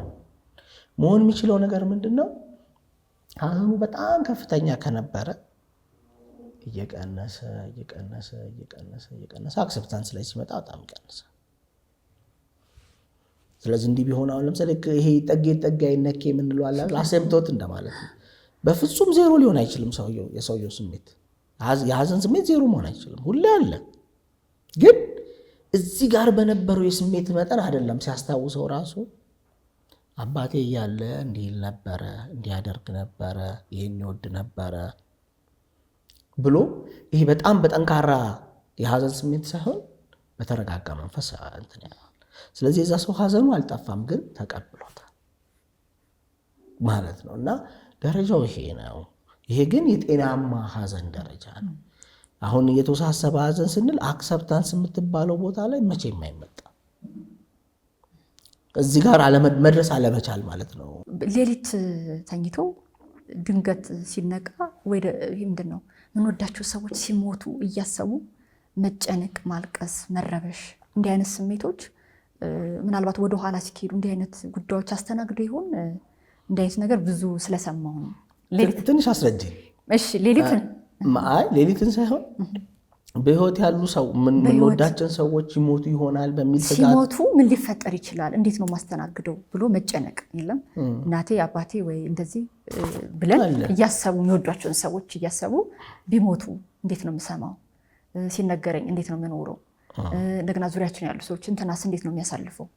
እንዲህ አይነት ነገር እና አንዴ ነው እኔ የገረመኝ። ለዛ ነው እኔ ምን የሚላሉ ያልኩኝ። የሆነ ሰው ጻፈና ከስር ሳይ አስተያየቶችን በሙሉ እኔም እንደዛ ያጋጥመኛል ይላሉ። ምናልባት ሳይሞቱ ገና ይሞታሉ ብሎ በማሰብ መጨነቅ፣ ማልቀስ፣ ማዘን ይሄን እስከምንድን ነው የምንመድበው? መጨነቅ፣ ማልቀስ፣ ማዘን ደረጃ ከደረሰ በጣም ብዙ ነው። ግን የሰው አእምሮ ብዙ ነገር ነው የሚያስተናግደው። በሰው አእምሮ ውስጥ ሊያልፍ ይችላል። ወላጅ ልጆቹን አይቶ አሁን እነዚህ ልጆች ባይኖሩ እኔ ሰው ሆናለሁ እንዴት ነው የምሆነው ብሎ ኢቭን በእንቅልፉም እኮ አይደለም በውኑም ቁጭ ብሎም ሊያስበው ይችላል። ባለቤቴ ባትኖር እኖራለሁ እንዴት ነው የምሆነው? ህይወቴ ምን ይመስላል ብሎ ማሰብ። ይሄ ማሰብ ደረጃ በእውን ማሰብ ደረጃ፣ በህልም ደግሞ በጣም አስጨንቆን ከእንቅልፍ የሚቀሰቅስ ደረጃ ሊሆን ይችላል። ግን ከነቁ በኋላ አውቀው እስኪያለቅሱ ሲሆን እነዚህ ሰዎች የጭንቀት ህመም ይኖርባቸው ይሆን እላለሁ። ምክንያቱም እንዲህ አይነት ነገር አለ። በቃ ሁሌም የሉም ይጠፋሉ፣ መጥፎ ይሆናል እያለ በሰቀቀን የሚኖር ሰው ህይወት ማለት ነው። ሁሌም በሰቀቀን፣ ሁሌም ሴንስ ኦፍ ሴፍቲ። እንግዲህ ይህ ሰውዬ ከገጠመው ሀዘን ሊሆን ይችላል። ምናልባት የሆነ ሰው ወጥቶ እኮ ሳይመለስ ቀርቶ ሊሆን ይችላል። ወይ ደግሞ አንድ ሀዘን ገጥሞት በጣም ከብዶት ሊሆን ይችላል። ስለዚህ ሌላ ሰው ቢሆን እንዴት ይሆናል? ሀሳቡ እንኳን ያሰቅቀዋል፣ ያስለቅሰዋል። ሀሳቡ መሆኑ እኮ አይደለም፣ ሀሳቡ ራሱ ያሰቅቀዋል። ከገጠመው ሊሆን ይችላል። ግን እንዲህ አይነት ይሄኛው እንትኑ ማለት ነው በሪያክሽን ደረጃ የበዛ ምላሽ ነው ብዬ አስባለሁ። ግን ሰዎች አሉ ምንም ሞቷል የሚሉ አሉ። ከዚህ ቢሞት ምን ይሆናል ምናምን አንድ ነው አይደል? አንዳንዴ ሲከፋ አረ ሞቱ ይደውላሉ። አረ አለን ጤነኞች በር ላይ ይወጣሉ። እኔ ይኸው ለ20-30 ዓመት ባላቸውን በር ላይ የሚጠብቁ ሴትዮ አውቃለሁ። በር ላይ ወጥተው ነው የሚጠብቁት ባላቸው ከስራ እስኪመጣ ማለት ነው። የሆነ ነገር ይሆናል፣ ይሞታል፣ የሆነ ነገር አደጋ ይደርስበታል፣ መኪናው እንደዚህ ይሆናል፣ እንትኑ እንደዚህ ይሆናል እያሉ በሰቀቀን መኖር አለ። ግን በጣም ሲበዛ የጤና ላይሆን ይችላል ብዬ አስባለሁ። እሺ ወደ ማህበረሰባችን ወደ ምንኖርበት ደግሞ እንምጣ። እነዚህን ጉዳዮች የሚያስተናግድበት መንገድ እንዴት ነው የሚለውን አብረት አያይዝልኛለህ። ግን እኛ ራሳችንስ መነሻ አይደለንም ወይ? ለምሳሌ ለቅሶ ላይ መርዶ ተሰማ፣ ቅድም ያልናቸውን ነገሮች ግን ለቅሶ ላይ ለምሳሌ ብዙ ጊዜ ዝም በሉ ነው፣ መታፈን ነው። ይሆን አልቅሳ ይውጣላት ከሚለው ይልቅ ዝም ትበለና ዝም ማለትን እንደ ጥንካሬ ማየት ቅድም ልናነሳ ሞክረናል። ከዛ ውጭ ደግሞ ከእምነት ጋር ማያያዝ እንዴ በእግዚአብሔር ስራ ትገባለህ፣ በእግዚአብሔር ስራ ትገቢያለሽ፣ ዝም በይ እንጂ ሌሎቹ ልትገፊ ነው እንዴ ልትገፋ ነው እንዴ? ስለዚህ በእምነት መጠንከርና አለመጠንከር አድርጎ እስከ ማሰብ ድረስ ይደርሳልና እንዲህ አይነት ነገሮች ራሱ አስተዋጽኦ የላቸውም እዛ ሰው ሀዘኑ የሚቀበልበትና ቅድም እንዳልከው የሚኖርበት ፕሮሰስ የሚያደርግበት ሂደት ላይ ብዙ አስተዋጽኦ አላቸው። በጣም ብዙ አስተዋጽኦ አላቸው። እንደ ባህል የእኛን ባህል መንፈሳዊ ስርዓት በጣም ለማዘን የሚመች ብዬ አየዋለሁ። ለማዘን የሚመች ምክንያቱም ቅድም አንድ ያልጠቀስኩልሽ ሀዘንን በጣም ከባድ ሊያደርጉ የሚችሉ ነገሮች ይሄ አሟሟቱ፣ ግንኙነቱ ምናምን እያልኩኝ ስጠቅስ አንድ ያልጠቀስኩትና በጣም ትልቁ ነገር ድጋፍ መኖርና አለመኖር ነው። ዙሪያ ካሉ ሰዎች በዙሪያ ባሉ ሰዎች በሀዘኑ ጊዜ በቂ ድጋፍ ማግኘት በጣም ጠንካራ መጨረሻ ላይ ውጤቱን የሚወስን ነው። በጣም በጣም ጠንካራ ነው። ድጋፍ አለመኖር ደግሞ ይሰብራል። በቃ ምንም ድጋፍ የሌለው ሰው ቀብሮ በቃ ምንም ማንም የሌለበት ሰው ሲሆን እና የኛ ባህል በጣም በአብዛኛው ጊዜ ሰዎች ከሚረዱበት መንገድ ጀምሮ ከተረዱም በኋላ በጣም ብዙ ኢቨንቶች አሉ ምናምን። ያ የማዘኛ ስፔስ ነው። ሰዎች እንዲያዝኑ ማህበረሰቡ እድል የሚሰጥበት ቦታ ነው። ለቅሶ ቤት የሚለቀሰው፣ ከዛም በኋላ ቀብር ቦታ ተኪዶ የሚለቀሰው፣ ሰልስት ተብሎ የሚለቀሰው፣ 7 ተብሎ 12 ተብሎ 40 80 የተባለ እነዚህ የሚደረጉት ነገሮች እድሎች ናቸው። ስለዚህ ማህበረሰቡ ራሱ ስፔስ ያዘጋጅልሻል ለማዘን፣ ሀዘንሽን ለመግለጽ ማለት ነው። ግን በዚህ ሁኔታ ላይ አንዳንድ አላዋቂ ሰው ማህበረሰቡ የሰጠሽን እድል ሊነፍግሽ ይሞክራል። አታልቅሽ፣ በቃ ቻዩ፣ ሌሎቹ ልጆች ሲያዩሽ ምን ይላሉ? የቀሩትንስ ልገፊ ነው እንዴ? ሁሉንስ መውሰድ አይችልም እንዴ እግዚአብሔር? ከዛ አፈና ነው። እኔ አፈና ነው የምለው። ግን ለሴትዮዋ እንዲህ የሚያደርግ ሰው በጣም አዝናለሁ። አንቺ እንዴት እንደምትቀበዩ አላቅም፣ ወይ የሚሰሙሽም ሰዎች እንዴት እንደሚቀበሉት አላቅም። እንዲህ የሚያደርግ ሰው ስለሚያዝነው ሰው ስለሚያለቅሰው ሰው አይደለም ይሄን እያለ ያለው። ወይ ለምዶበት ነው ወይ ለራሱ ጨንቆት ነው። ለራሱ እንደዛ ማየት በቃ ማለት ከብዶት ነው። ያንን ሰው እንደዛ ሲያለቅስ እንደዛ ሲያዝን ማየት በጣም ስለከበደው እንደምንም ብሎ በቃ አይዞህ ቻለች አላርከው እንደዚህ ብሎ እንደምንም ብሎ ከሱ እጅ ማውጣት፣ ይሄ በቃ እንደምንም ብሎ ዞር ማለት ነው የሚፈልገው። ስለዚህ የሚያፍነው ወይ ለምዶበት ነው እንዳልኩሽ፣ ወይ ደግሞ ለራሱ ነው እንጂ ለሰውየው አይደለም። ትክክለኛውማ ሰዎች ሀዘናቸውን እንዲገልጹ ከሀዘናቸው ቀስ በቀስ እንዲወጡ ማመቻቸትና ተግባራዊ ድጋፍ ማድረግ ነው ትክክለኛው መንገድ። ስለዚህ ይሄ በጣም አንደኛው አደገኛ ነገር ነው። ሌላኛው ለምሳሌ አደገኛ ነገር የሚመስለኝ ሙት ወቃሽ አለመሆን ነው። ሙት ወቃሽ አትሁኝ ይባላል አይደል?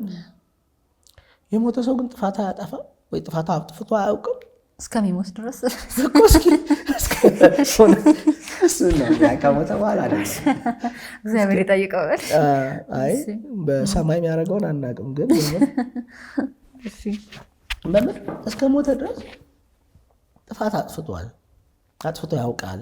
ግንኙነታችን ቅድም እንዳልኩሽ ብዙ አይነት ስሜት የሚስተናግድበት ነው።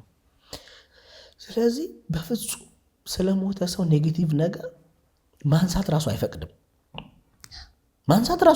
በቃ ምን ይሆናል የሚያዝነው ሰው ላይ ምን አይነት ተጽዕኖ ይፈጥርበታል።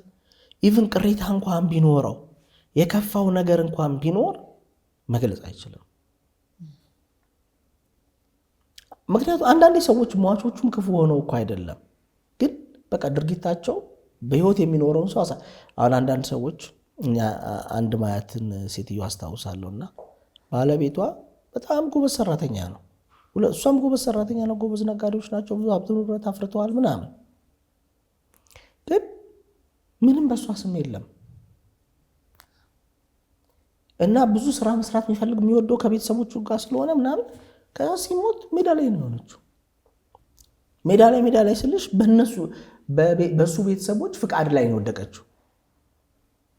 ልጆቿን ለማሳደግ በሱ ቤተሰቦች ፍቃድ ላይ ነው የወደቀችው። ቅሬታ አላት እሷ፣ ግን ሰውየውን አንስታ ቅሬታ መናገር አትችልም፣ አይፈቅድም። የሞተ ሰው አይወቀስም፣ የሞተ ሰው አይነሳም። አለመውቀሷ ራሱ ግን ሀዘኑን ያባብሰዋል እንጂ ምን ይሆናል መሰለሽ፣ የሰውየው በጎ ይወጣል፣ ክፉ ይቀራል። ውስጧ ታፍኖ የሚቀረው የሰውየው ክፋት ነው። እንደውም ያ ማለት እንደው በጎ ነው እኮ ይሄንን ስላላደረገ ነው የምትለው ነገር በጎ እንትን ብሎ ክፋቱ ግን በጣም ጎልቶ ይቀራል እና አደገኛ ነው። ሙት ወቃሽ አትሁኑ፣ ተው፣ አታልቅሱ። ምንም ቲፒካል አፈና ነው ማለት። ከዛም በኋላ ደግሞ መንፈሳዊ መልክ መስጠት ማለት እግዚአብሔር ተፈጥሯዊ ነው፣ ሀዘን ተፈጥሯዊ ነው፣ ተፈጥሯችን ነው፣ የሰጠን ተፈጥሮ ነው። ሰው በተፈጥሯዊ በሆነ መንገድ እንደ ሀዘን እንደማድረግ ነው። በቃ የማይመስል መንፈሳዊ ትርጉም መስጠት። እግዚአብሔርንም አንዳንዴ ጨካኝ ማድረግ፣ ሁሉንም ሊወስድብሽ ይችላል፣ ሌሎቹንም ልትወስዳቸው ነው፣ ልገፊያቸው ነው ምናምን ሲሆን ማስፈራሪያ ማለት የእግዚአብሔርን ቸርነትም ርኅራኄም አውጥቶ የጣለ ማስፈራሪያ ነው ብዬ አስባለሁኝ። እኔ በጣም ከባድ ማስፈራሪያ ነው እና እነዚህ ሰዎች እኔ አንድ መምህር አለ፣ መምህር ስሙር የሚለው በጣም ደስ የሚለኝ ነገር አለ እና ብርሃን ከሚመስል ጨለማ፣ ጽድቅ ከሚመስል ኃጢአት እግዚአብሔር ይጠብቃችሁ ይላልና ይሄ በጎ የሚመስሉ ግን ክፉ የሆኑ ነገሮች አሉ። አሁን ይሄኛው በጎ በደንብ የተለሰነ ነው፣ በበጎ ነገር ግን ክፉ ነው። ለቅሶ ግን ያለው በጎነት፣ ሀዘንን በአግባቡ ለመወጣት ማልቀስ ያለው ሚና ምንድን ነው? ማልቀስ ያለው ሚናማ በቃ ማለት ሰውየው ውስጡ ያለውን ስሜት የማውጫ በር ነው። ሀዘኑ ተጠራቅሞ አፍኖት ሰውየው ሙሉ ሰውነት ውስጥ እንዳይሰራጭ፣ አእምሮውን በጭንቀት በውጥረት እንዳያፍነው ያደርጋል። ስለዚህ በር ነው የሚሰማው ስሜት በወጣ ቁጥር ሀዘኑ አብሮ እየወጣለት ነው። ሀዘን ብቻ እኮ አይደለም፣ ብዙ ኔጌቲቭ ስሜቶች፣ ፖዚቲቭ ስሜቶች ይኖሩታል። ስሜቶቹ በወጡ ቁጥር ምንድነው የሚሆነው? ሀዘኑ እየቀለለለት ነው። ተዋታ አልቅስ ምናምን ብለን ስናፍነው ሀዘኑ እንዳይቀልለት እያደረግነው ነው። ለዛ ነው ስለሚያዝነው ሰው አይደለም ያልኩት። እሺ፣ ወደ ማህበራዊ ሚዲያው ደግሞ እንምጣ። በተለይ አሁን ባለው የዲጂታል ዓለም ውስጥ በጣም በጎ ነገር እንዳለው ሁሉ የመጡብን ክፍተት እንበላቸው ወይ ደግሞ መስተካከል ያለባቸው አይነት ነገሮች እንላለን እና ምናልባት እኔ ከዚህ ጋር እያይዘን እንድናነሳ የምፈልገው ማህበራዊ ሚዲያው ላይ ራሱ ይሄ የተወሳሰበ ሀዘንን በመፍጠር በኩል አስተዋጽኦ አላደረገም ወይ? ለምሳሌ የዛሬ ዓመት የሆነ የቅርብ ሰዋችን አርፎ ከሆነ ወይ አይደለም 2 ቀን 3 ቀን በፊት አርፎ ከሆነ ከሳምንት በኋላ የዛሬ ዓመት እኮ እንዲህ ስታደርጉ ነበረ ብሎ ቪዲዮውን ያመጣዋል፣ ፎቶውን ያመጣዋል። ወይ ደግሞ አሁን እንዳልከው ካለበት ሀዘን ራሱን እያወጣ እያላቀቀ ደህና ሆንኩ ሲል ምርጥ ትዝታዎቹን አምጥቶ ቁጭ ያደርግለታል። ከዛም አንጻር አንዳንዴ ደግሞ ይሄ ሞተብኝ ሰው ይሄ አካል አረፈ ብለን ለሾዎች አንዴ እንለቅና ሀዘናችን ምን ይሆናል? የህዝብ ይሆናል አብሮ። ስለዚህ አንዴ ከተናገርን በኋላ ለመጠንከር መሞከር የሆነ አስመሳይነት የለም። ቅድም ያልካቸው ነገሮች አሉ። ውስጣችንን ማናወጣባቸው መንገዶች አንዱ ማህበራዊ ሚዲያ አልሆነም ወይ? በማስታወስም ሆነ ሀዘንን ያጋራን መስሎን ግን ደግሞ ጠንክረን ለመታየት የምንሞክራቸው ነገሮች በተለይ ይሄ ታዋቂ አካባቢ ያሉ ሰዎች ላይ ያጋጥም ይሆን ብዬ እንትን ነው የምረዳው። ማስታወሻዎቹ ብዙ ናቸው። ችግሩ ደግሞ አንዳንዴ ቪዲዮም ነው፣ አንዳንዴ እንትን ነው። ከዛም በኋላ ደግሞ በጣም ሶሻል ሚዲያ አክቲቭ ለሆነ ሰው ምናልባት በየቀኑ ሜሞሪዎች አሉት። በየቀኑ የዛሬ ዓመት እንደዚህ ሆኖ የዛሬ ዓመት እንዲያርገ የዛሬ ወር እንደዚህ አድርገህ ምናምን ይለው። ያ ሰው በተለይ ደግሞ አንዱ ከአንዱ ቀጥሎ አንዱ ከአንዱ ቀጥሎ የሚመጣ ከሆነ ቅድም የፈለግነውን ያ መላቀቁን እንዳይመጣ ነው የሚያደርገው። ከላይ ማስታወሻ በመጣ ቁጥር ሰውየው ፕሮፐርሊ እንዳይላቀቅ ነው የሚያደርገው። እዛው ሀዘን ውስጥ እንዲቆይ ልክ ትንሽ ከሀዘኑ ሊወጣ ሲል የሆነ ማስታወሻ እና ከዛ ማስታወሻዎቹ ችግራቸው ምንድን ነው? ስዕሎቹም፣ ቪዲዮዎቹም፣ ፎቶዎቹም ምናምን ታሪክ አላቸው። ሰውየው የሚያውቀው የዛን ቀን እንዲህ አድርገን እንዲሆነ በጣም ብዙ ነገር ወደዛ ቀን ይመልስ። ስለዚህ ሰውየው በአሁንና በዛሬ ከመኖር ይልቅ እነዛ ማስታወሻዎቹ በሚያመጡት ነገር ላይ ስታክ አድርጎ መኖር አለው። አንደኛው ችግር እሱ ነው ብዬ አስባለሁ። ሌላኛው ችግር ግን ሀዘን የቅርብ ሰው በጋራ የሚያውቁት ሰዎች ምናምን መጀመሪያ ብዙ ሰው ይሆናል። ከዛም በኋላ ደግሞ በቅርብ ያሉ ሰዎች ይሆናል። በጣም እንትን ሲሆን ደግሞ መጨረሻ ላይ የግል ይሆናል። እኔ በጣም ማላበረታታ አሁን ለምሳሌ የቤተሰብ ሀዘን የግል ሲሆን በጣም እንትን ይሆናል። በጣም የግል ሲሆን ሁሉም ሰው ለየግሉ የሚያዝንበትና ከዛም በኋላ ከቤቱ ሀዘኑ መቼም እንዲያወጣ የሚሆንበት ነገር ይሆናል። ግን ሀዘን እንደዛ ነው። በቃ ማለት የግል ይሆናል፣ የቤተሰብ ከዛ በኋላ የብዙ ሰው ምናምን እየሆነ ይመጣል እና በጣም ብዙ ሰው ባወቀው ቁጥር ሰውየው ራሱ ለራሱ ስራ ነው የሚፈጥረው ብዬ አስባለሁ። እነዛ ለሚያጽናኑት ሰዎችም እኮ ምላሽ መስጠት አለበት። ለሚደውሉለትም ሰዎች እኮ ማስተናገድ አለበት። ለማዘን በቅጡ ሀዘኑን ለማዘን ለራሱ ስፔስ ያሰጣል ሰው በቅጡ ሀዘኑን እንኳን ለማዘን። ምክንያቱም እነዚህ ሰዎች የሚደውሉት ሰዎች ከመደወል ውጭ ልክ ስልኩን ሲዘጉት ያን ሰውዬ ያስታውሱት ይሆናል። ይሄኛው ሰውዬ ግን በእያንዳንዱ ክስተት ረዥምም ጊዜ ሆነ ፕሮፐርሊ ለማዘን ለራሱ ጊዜ ያሳጣል። አንዳንዴ ደግሞ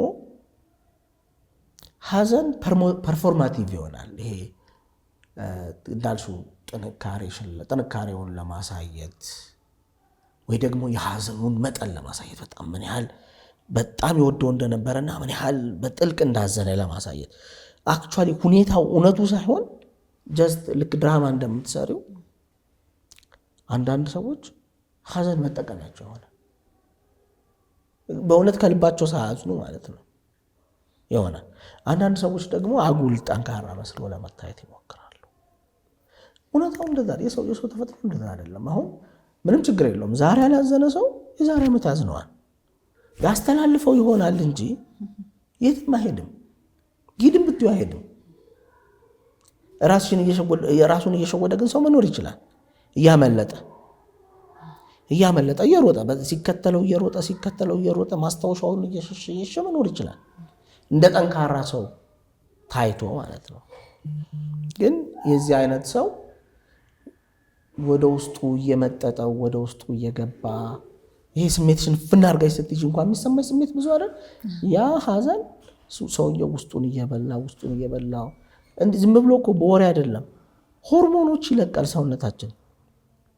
ሰውነታችን ሲቆጣ ራሳችንን የሚያጠቁ ብዙ ሆርሞኖች ይለቃል እና ባፈነው ቁጥር ቅድም በአካላቸው ይገለጻል ያልኩሽ አይነት ሰዎች እጣ ፈንታ ይገጥመዋል።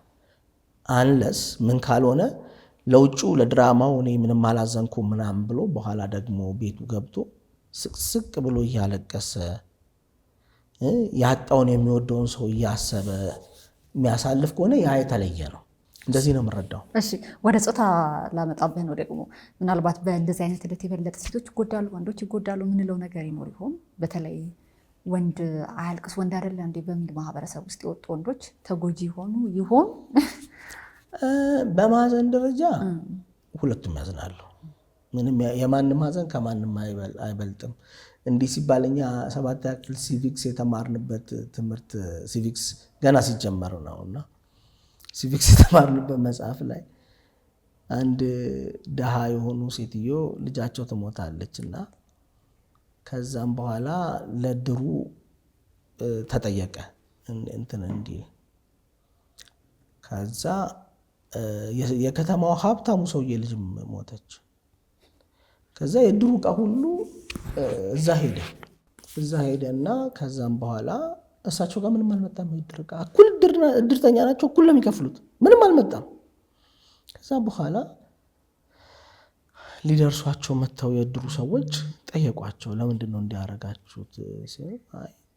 ከጣትም ጣት ይበልጣል ብለን ነው ይሏቸዋል። ስለ ጀስቲስ ስንማር መሰለኝ እና ከጣትም ጣት ይበልጣል ይሏቸዋል። ከዛ ሴትዮዋ ከነፍስ ነፍስ ይበልጣል እያሉ መንገድ ላይ እያወሩ ራሳቸውን ስተው እንትን አሉ ይላል ታሪኩና ሀዘን ሀብታም ድሃ፣ ወንድ ሴት፣ የተመቸው ያልተመቸው ምንም አይልም። የምናዝንበት መንገድ ይለያል። የምናዝንበት መንገድ በጣም ይለያል። አሁን አፋር የሚታዘንበትን መንገድ ብታዩ በጣም ባሏ የሞተባት ሴት የምታዝንበት መንገድና ሌላ እንትን ትግራይ ብትሄጂ ጎረቤታቸው ናቸው፣ በጣም የተለያየ ነው። እኔ ይህንን ጥናት ሰርቻለሁ። በጣም የተለያየ ነው። ስሜታቸውንም ላጡት ነገር ስሜታቸው የሚገልጹበትን መንገድ አፋር ያሉት ሰዎች፣ አማራ ያሉት ሰዎች እና ትግራይ ያሉት ሰዎች በጣም የተለያዩ ናቸው። የትግራይና የአማራ እንደውም ይቀራረባል። የአፋሮች በጣም የተለየ ነው ከሁለቱም እና በጣም ዳይቨርስ ነው ሪያክሽናችን። ወንድና ሴት ስለሆነ ግን ባህሎች ይወስኑታል ልልሽ ፈልጌ ነው። ባህል መልክ ሊሰጠው ይችላል። ወንድ በመሆኑና ሴት በመሆኑ መካከል ግን ልዩነቱ ያገላለጽ እንጂ የማዘን አይደለም። በባህልም ያገላለጽ እንጂ ከውስጥ የተሰማቸው የያዘን መጠን አይደለም። ስለዚህ አሁን የወንድ አገላለጽ የሁሉም ወንድ አይደለም። ግን አንዳንድ ወንድ በቃ ወንድ አያለቅስም፣ ቻል ያደርገዋል። በቃ እኮ የቤቱ መሪ ሆነ፣ ኃላፊነት መውሰድ አለብህ፣ እንደዚህ መሆን አለበት ምናምን ይባላል እና ስለዚህ ያ ሰው የሚወጣው ሰው ይሆናል። ሀዘኑን መዋጥ ያለበት፣ ቻል ማድረግ አለብኝ፣ መዋጥ አለብኝ የሚለው ሰው ይሆናል። ከዛም በኋላ የሚገልጸው ብስጩ በመሆን፣ እልህኛ በመሆን፣ ኃይለኛ በመሆን፣ ሱሰኛ በመሆን፣ በመጠጣት፣ በሌሎች በጠባይ ከእንትኑ ይልቅ ቢሄቪራል የሆነ ነገር ግድየለሽ በመሆን ህግ ባለማክበር ያ ሰው ጠባዩ ከሀዘኑ በፊትና በኋላ ተቀይሯል። በጠባይ እየወጣ ያለው ግን ምንድን ነው ካልሽኝ፣ ወንድ ልጅ አያለቅስም ተብሎ የታፈነው መታፈን ነው። በጠባይ እየተገለጸ ይሄው እያዘነ ነው፣ በጠባዩ እያዘነ ነው። ሴት እህቱ ደግሞ በስሜት እያዘነች ነው። ልዩነቱ ያ ነው። ሀዘኑ ሀዘን ነው። ምክንያቱም የሀዘኑ ዋና ወሳኝ ነገር ግንኙነቱ ስለሆነ እንደየግንኙነታቸው መጠን ያዝናሉ። ሁለቱም ያዝናሉ። የሚያዝኑበት መንገድ ግን እንደዚህ የተለያየ ይሆናል ማለት ነው። ወደ መጨረሻው ስንመጣ ይህም ራሱ በቻለ ህመም ነው ብለኛል። በእርግጥ ግን ሌላ እንደው በዚህ ከቀጠለ ይህን አይነት ህመሞች ተጨማሪ ማለት ነው ምን ያጋጥሙናል የሚባል ነው? እንግዲህ ቅድም እንዳልኩሽ ህመም ነው። የተሳሰበ ሀዘን ራሱን የቻለ ህመም ነው። አንደኛ ግን መገለጫዎቹ በጣም ብዙ ስለሆኑ ሰውነታችንም አካላችንም እንዲቆጣ ስለሚያደርግ ብዙ አይነት ነገሮች ሊያመጣ ይችላል። አንደኛው የድባቴ ህመም፣ ሁለተኛው የሱስ ህመም። ቅድም እንደነገርኩሽ በቃ ሱሰኛ ይሆናል። እንደዚህ አይነት ሰው ምንም ሀዘኑን ለማጥፋት ራሱን ለማደንዘዝ ሱሰኛ ይሆናል። ሱስ ህመም ነው። የስሜትን አእምሯዊ የተመለከቱትን ህመሞች ለብቻ ለመግለጽ ያህል የስሜት ህመም፣ የጭንቀት ህመም፣ የድባቴ ህመም፣ የሱስ ህመም ይኖሩታል። ይሄ አንዳንዴ ፒቴስዲም ይሄ ልክ ከትሮማ በኋላ እንደሚመጣ አይነት ስሜት ይኖረዋል። ይሄ በጣም ፒቴስዲ የሚኖራቸው ሰዎች ሰውየውን ያጡበት መንገድ ትሮማቲክ ይሆናል። አንዳንዴ ልክ አሁን ለምሳሌ በቅድም እንዳነሳሁት የሊቢያ ሰማዕታት አይነት ማለት በጣም የሚሰቀጥጥና ድንገተኛ ሲሆን ሰዎች የተወሳሰበ ሀዘን ሳይሆን የሚሆንባቸው እንደውም ፒቴስዲ ይሆንባቸዋል። የከፋ ህመም ይሆናል፣ የበለጠ ህመም ይሆናል። ከዛ ውጭ ግን አካላዊ ህመሞቹ ነው ያ ያልተገለጸና ታፍኖ የተቀመጠ ወይ ደግሞ ወጥቶ ያላለቀ ሀዘን ቅድም መጀመሪያ እንዳነሳስንም ለተለያዩ የረጅም ጊዜ ህመሞች፣ ለስኳር፣ ለግፊት፣ ለጨጓራ ህመም፣ ለራስ ምታት፣ በጣም ለብዙ አይነት ክሮኒክ ህመሞች፣ ጽኑ ህመሞች፣ ረጅም ጊዜ ለሚቆዩ ህመሞች ያጋልጣል። በተለይ ደግሞ ትልልቅ ሰዎች ላይ ሲሆን ማለት ነው እና ለአካላዊ ህመምም ለስነ ልቦናዊ ህመምም ያጋልጣል። ከዛ ውጭ ለማህበረሰባዊ ህመምም ያጋልጣል። ቅድም እንዳልነው ያዘነ ሰው ሀዘኑ በትክክል ካልወጣና የተወሳሰበ ከሆነ ማህበራዊ ህይወቱ የመዛባት እድሉ በጣም በጣም ከፍ ያለ ይሆናል። በመጨረሻ ደግሞ በሌሎቹ ህይወቱ አሁን ህይወት ይቀጥላል አይደለም፣ ህይወቱ ይቆማል። ህይወቱ ሁሌም እዛ ነው። ልክ ካየሽ አንዳንድ ትልልቅ ሰዎች እንትን ጦርነት ስንዋጋ ይላሉ። ከትንሽ ጊዜም በኋላ ስታወሪያቸው እንትን ጦርነት ስንዋጋ ነው። ሁሌ እዛ ናቸው። ሁሌ እዛ ይሆናል ያ ሰው። እዛ መሆን ያልፈለገ ሰው ደግሞ በተለያየ ምክንያት ሲሸሸው ይኖራል።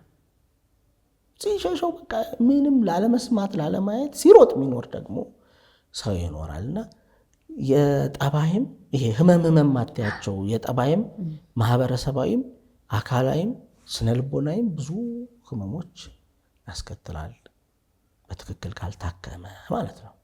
እነዚህን ሰዎች እንዴት ነው ማገዝ የሚቻለው? በቤተሰብ ውስጥ ሊኖሩ ይችላሉ፣ በጓደኝነት በዙሪያችን በጎረቤት ሊኖሩ ይችላሉና እንዴት ነው መረዳት ማገዝ ያለብን? እንደ ሃይማኖትን በባህልን በተለያየ መንገድ እኔ ያዘነን ሰው መጀመሪያ የሀዘኑ ጊዜ ለማዘን ስፔስ መስጠት፣ ማህበረሰቡ ቢያንስ የሰጠውን የማዘኛ ቦታ ሀዘኑን እንዲገልጽ እድል መስጠት።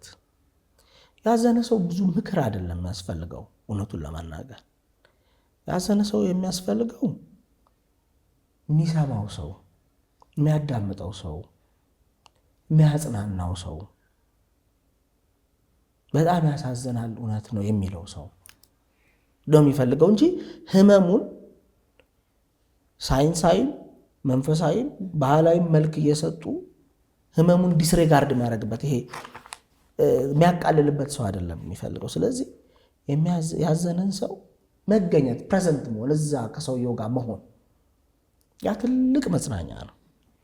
ምክንያቱም የሆነ ሰው ከህይወታቸው ወጥቷል፣ አንድ ሰው ደግሞ የሚያጽናናቸው ማግኘት ትልቅ ነገር ስለሆነ ማለት ነው። ከዛ ውጪ ተግባራዊ ድጋፍ ማድረግ የሚያስፈልግ ከሆነ ተግባራዊ በሆነ መልኩ መደገፍ። ምክንያቱም የሌለው ሰው የሚተው ክፍት ቦታ አለ፣ ቮይድ አለ። ያንን ክፍት ቦታ በተግባር መደገፍ፣ በተግባራዊ እንትን ማገዝ ይሆናል። ሌላ በግለሰብ ደረጃ እያዩ አሁን ካየሹ የእኛ ባህል ጥሩም አስቸጋሪም ነገሩ ልክ ሰልስት ሰልፍ ሁሉም ሰው ይጠፋል። ከሆነ ጊዜ በኋላ ማንም አይጠፋም። እያስታወሱ መጠየቅ፣ እንዴት ሆም ደህና ነህ ወይ ማለት ምንም ሌላ የተለየ ነገር አይደለም። በእነዚህ መልኩ ወዳጆቻችንን ልናግዛቸው እንችላለን፣ በግለሰብ ደረጃ ማለት ነው። ከዛ ደግሞ በመዋቅር ደረጃ ስትራክቸር ደረጃ ምናምን ደግሞ ለምሳሌ መንፈሳዊ ነገር መስማት ለሰውየው በህይወት ላለው ሰው ስለሞተው ሰው ትርጉም ለመስጠት ይረዳዋል። ለካ ወደ ሰላም ሞትም ጥቅም ነው ከተባለ ብኖርም በሞትም ለክርስቶስ ነው ከተባለ በቃ ይሄ ትልቅ ነገር ነው። ለካ ወንድሜ ለካ ወደ እግዚአብሔር ነው ሄደው ብሎ ማሰብን በጣም ትልቅ ትርጉም ነው ላመነበት ሰው ማለት ነው። ላመነበት ሰው በጣም ትልቅ ትርጉም ነውና ትርጉም የሚሰጡ እንዲህ አይነት ነገሮች ምክር ምናምን እንደዚህ ሳይሆን ግን እንደዚህ አይነት መንፈሳዊ ትርጉም የሚሰጡ ትምህርቶች ማድረግ ደግሞ የበለጠ የሚረዳ ነው እያስባለሁ። እንደዚህ አይነት ሰዎችን ወይ እኛም ከሆን ወይ ደግሞ ዙሪያችን ያሉ ሰዎች ከሆኑ ወደ ባለሙያ መሄድ ያለባቸው ምን ደረጃ ላይ ሲደርሱ ነው? ወይ ደግሞ አሁን ካነሳናቸው መገለጫዎች ውስጥ እዚህ ላይ ከደረሱ የግድ ባለሙያ ማየት አለባቸው የሚባልበት ደረጃ? እንግዲህ ቢያንስ ቅድም እንዳልኩሽ ረዘም ያለ ጊዜ በጣም ረዥም ጊዜ በከፍተኛ ስሜት ካሳለፉ አሁን ከ6 ወር እስከ 1 ዓመት ከ1 ዓመት በኋላ ምናምን በዛው ከፍተኛ ስሜት የሚያሳልፉ ከሆነ የዕለት ተዕለት ኑሯቸውን ለመኖር ማህበራዊ ግዴታቸውን ለመወጣት ስራቸውን ለመስራት የማይችሉበት ሁኔታ ላይ ካደረሳቸው የተወሳሰበ ሀዘን ሕክምና ያስፈልጋቸዋል። ወይም ደግሞ ሀዘኑን ለመሸሽ የሚያደርጓቸው ነገሮች የሚጎዷቸው ሆነው ከተገኙ ለምሳሌ ሱስ ውስጥ ቢገባ በጣም የሚጎዳው ነገር ነው አይደል? ወይም ደግሞ ለመሸሽ የሚያደርገው ጥረት በኋላ ብዙ ዋጋ የሚያስከፍለው ነገር ከሆነ ጊዜውም አልፎ ማለት ነው፣ የዛኔ ምናልባት በትክክል ፕሮሰስ ማድረግ በትክክል ማብላላት ሀዘኑን ስለሚያስፈልግ ባለሙያ ማየት ያስፈልጋል። አንዳንዴ ደግሞ የአእምሮ ህመም ሊሆን ዲፕሬሽን ይኖራቸዋል፣ በቃ ወይ ደግሞ አንዛይቲ ይኖራቸዋል፣ ወይ ደግሞ ፒቲኤስዲ ይኖራቸዋል። የታወቁ ህመሞችም ያመጣል በኋላ። ለነዛም ሲባል ደግሞ ሕክምና ያስፈልጋል። በተቻለ መጠን ግን ሕክምናም ሲመጣ በጣም እንደተለየ ህመም አይደለም። በአብዛኛው ሀዘን በንግግር ሕክምና ነው የሚፈታው፣ በመድኃኒት አይደለም። ስለዚህ ለንግግር ሕክምና ለማብላላት ተዘጋጅቶ መሄድ፣ ፈቃደኛ ሆኖ መሄድ፣ ማበረታታት፣ እነዛን ሰዎች ቢያንስ እንዲጀምሩት ማድረግ። ከጀመሩት በኋላ ሕክምናውም ጥሩ ስለሆነ ጥሩ ሐኪም ደግሞ ሲገጥማቸው ጥሩ ስለሆነ እንትን አይልም፣ አያስቸግርም፣ ይቆያሉ ሕክምና ውስጥ። ለመጀመር ግን በጣም በጣም አስቸጋሪ። ስለዚህ እንዲጀምሩት ማድረግ፣ ምናልባት የመጀመሪያውን ክፍያ መክፈል ሊሆን ይችላል፣ ምናልባትም አብሮ መሄድ ሊሆን ይችላል። ለመጀመሪያ ጊዜ እሱ ጥሩ ይመስለኛል። በእንደዚህ አይነት ሂደት ያለፉ ራሳቸውን በጣም የጎዱ ወይም ደግሞ ራስን እስከ ማጥፋት ድረስ የደረሱ ሌሎችን እስከ መጉዳት የደረሱ አይነት ነገሮች አጋጥሞ ያውቃሉ? በጣም ብዙ ራሳቸውን የሚጎዱ ሰዎች በጣም ብዙ፣ የሚሞቱ ራሳቸውን የሚያጠፉ ሰዎች አሉ። በታሪክም አሉ፣ በትምህርትም አሉ። በትምህርት በጣም የሚታወቁ ሰዎች አሉ፣ በክሊኒክም አሉ። ሰዎች ሌላውን ሰው መጉዳት አይደለም፣ ብዙ ራሳቸውን መጉዳት ነው። ራሳቸውን ቅድም እንዳልነው በተለያየ በጠባይ ለውጦች ምክንያት ይጎዳሉ። ወይም ደግሞ ራሳቸውን ከሚያስደስታቸው ነገር ያሸሻሉ። ወይም ደግሞ በጎ ነገር ነው ያምርብኛል ብለው የሚያስቡትን መልበስ እንኳን አይችሉም። ይሄ አንደኛው ነገር ነው። ግን አንዳንዴ ሲበዛ ራስን መውቀሱ ራስን መክሰሱ እየበዛ ሲመጣ መጨረሻ ላይ ራስን መጥላት፣ አንዳንዴ ደግሞ ቅድም እንዳልኩት ከሞተ ሰው ጋር አብሮ የመኖር የመሄድ ፍላጎት በጣም ይበዛና ይሄ የተወሳሰበ ሀዘን ነው። ህመም እኮ ነው፣ ግን ህመም መሆኑን ስለማያውቁት በዛ አክት ያደረጉ፣ በዛ የሞቱ፣ በዛ ለመሞት እኔ አሁን ቅድም የነገርኩሽ ወንድሙ የሞተበት ልጅ በጣም ደጋግሞ ራሱን ስለማጥፋት ነው የሚያስበው። ስለዚህ ራሳቸውን የሚያጠፉ ሰውን የሚጎዱ አይደለም ያሉት፣ ራሳቸውን ግን ከጸጸቱ ጀምረው በጣም ሲጋነን ጸጸቱ ራሳቸውን እስከ መጉዳት የሚደርሱ ብዙ ሰዎች አሉ። ጉዳዩ እንግዲህ ይህን እየተከታተሉ የየራሳቸውን የህይወት ተሞክሮ ውጣ ውረድ እያዩ ወይ ደግሞ ዙሪያቸው ያሉ ሰዎችን እያዩ ብዙ ነገር ያገኛሉ ብዬ አስባለሁ። ለዛሬ ስናጠቃልለው ግን እንግዲህ ደጋግማ አንተም አንስተሃል፣ ከጦርነት ጋር ተያይዞ ከተለያዩ ተፈጥሯዊ ሰው ሰራሽ አደጋዎች ጋር ተያይዞ ዛሬ የሞት ዜና መስማት በጣም ቀላል ነው። ያውም አንድ ሰው ሞተ ሳይሆን 10፣ 20 መቶ እንደዛ የምንላቸው ዜናዎች በበዙበት ዓለምና ሀገር ውስጥ እንዳለ ሰው እንዲህ አይነት ጉዳዮች የሚፈጥሩት ማህበራዊ ቀውስ አይኖሩም ወይ? እንደ ሀገርም እንደ ዓለምም ወይም አጥበበን የራሳችንን እኔና የሚፈጥሩብን ማህበራዊ ቀውሶች የሉም ወይ? እንዴት የተወሳሰቡ ሀዘኖች በበዙ ቁጥር እንደዚህ አይነት ሀዘን በጣም ብዙ ማህበራዊ ቀውስ ይፈጥራል። በጣም ማሰብ ያለብን አሁን በግለሰብ የዘረዘርናቸው ምልክቶች አሉ አይደል? ማህበረሰብ በጋራ በአንድ ጊዜ ብዙ ሀዘን፣ ብዙ ሞት፣ ብዙ ነገር ሲያጣ የሚሆነው እንደ ግለሰብ ነው። ማህበረሰብን እንደ አንድ ሰው ይሆናል። ማህበረሰብ እንደ አንድ ሰው ይሆናል። ከዛም በኋላ ማህበረሰብ ሪያክት የሚያደርግበት መንገድ እንደ ግለሰብ ይሆናል። ልክ ቅድም ግለሰብ ሲሆን ለምሳሌ ግዴለሽ ይሆናል ይባላል። ማህበረሰብ ግዴለሽ ይሆናል። እኔ ከጦርነቱ በኋላ ለምሳሌ አፋር ሄደን አፋሮቹ በጣም ግራ የገባቸው ሰው ድሮ ህግ ያከብር ነበር አሉ። ስርዓት ነበረው። አሁን ግን እንደዛ የለም። የጎሳ መሪዎች ይከበሩ ነበር። አሁን እንደዛ የሚያከብር የለም። የሃይማኖት መሪዎቹ ይከበሩ ነበር። አሁን ማንም አያከብራቸውም። ህግና ስርዓት ጠፋ። ግዴለሽ ሆነ ሁሉም። ግዴለሽነት ቅድም ወንዶቹ ቢሆኑ የሚሆኑት ብለን እያወራን አልነበረ? ግዴለሽነት፣ ኃይለኝነት፣ መጣላት፣ ሌብነት፣ እንደ አጠቃላይ የማህበረሰባዊ ስሪቱ ይሄ መዋቅሩ። አሁን ሀዘን ሰውየውን ነው አይደለም ያቃውሰው፣ ማህበረሰብ ይቃወሳል። ፊት ተስተካክሎ የተቀመጠ ማህበረሰብ ይቃወሳል። ከዛ በዛ ቀውስ ውስጥ አቅም ያለው አቅም የሌለውን እየበደለ መኖር ይጀምራል። ፊት ማህበረሰቡ በህሊናም በህግም ማህበረሰብንም በመፍራት እግዚአብሔርንም በመፍራት የሆነ አይነት ኢኩሊብረም ፎርም አድርጎ ነበር የሚቆየው። ልክ ብዙ ጥቃት፣ ብዙ ሞት፣ ብዙ ዲስረፕሽን፣ ይሄ መበታተን ሲገጥመው የዛኔ ሁሉ ነገር ነው የሚቀየረው። እነዚህን እኔ እንግዲህ በአካል ለስራ ብዬ እነዚህን ቦታዎች ሄጄ አይቻቸዋለሁ። ሌላ ቦታ ናቸው። ትልልቅ ሰዎች በጣም ነው እንትን የሚሉት። እንዲህ አልነበረም እኮ እንዲሆን ይላል።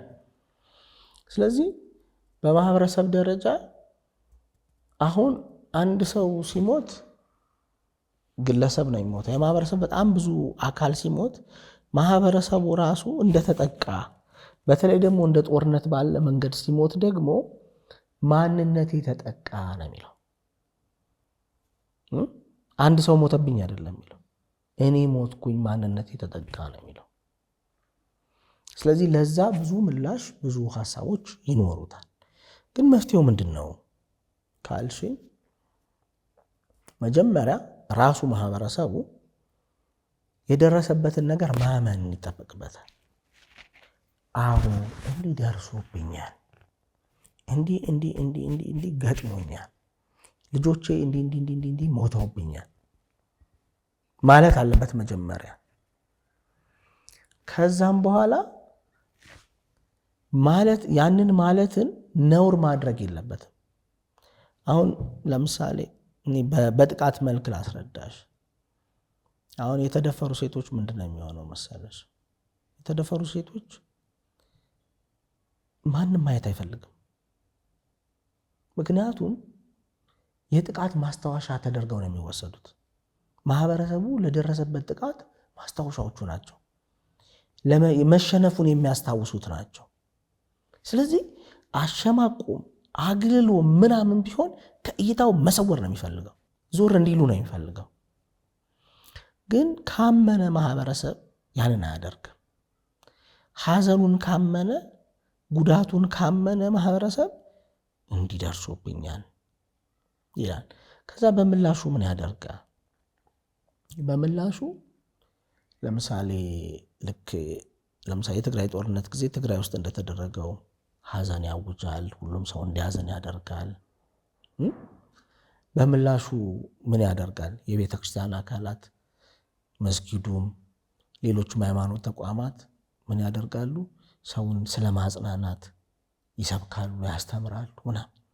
የንስሐ አባት የሆኑ ሰዎች ልጆቻቸውን እየዞሩ ይጎበኛሉ፣ ያጽናናሉ፣ ያበረታታሉ። ምክንያቱም ሐዘኑ ትልቅ ስለሆነ ማለት ነው። ምናልባትም መታሰቢያ ቀን ይሰየምላቸዋል።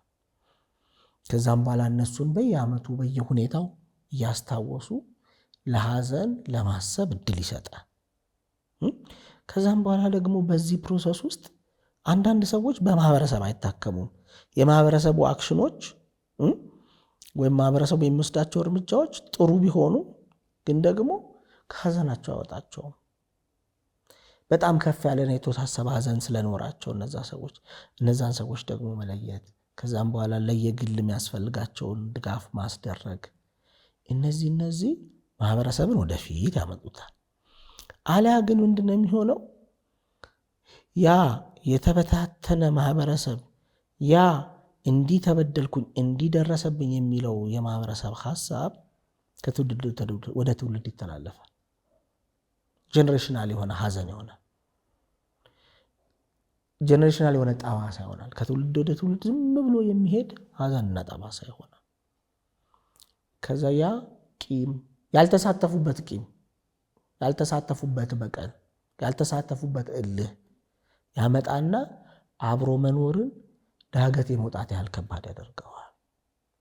ስለዚህ እንትኑን ዝርዝሩን ካየሹ ኢምፕሊኬሽኑ በጣም በጣም ብዙ ነው።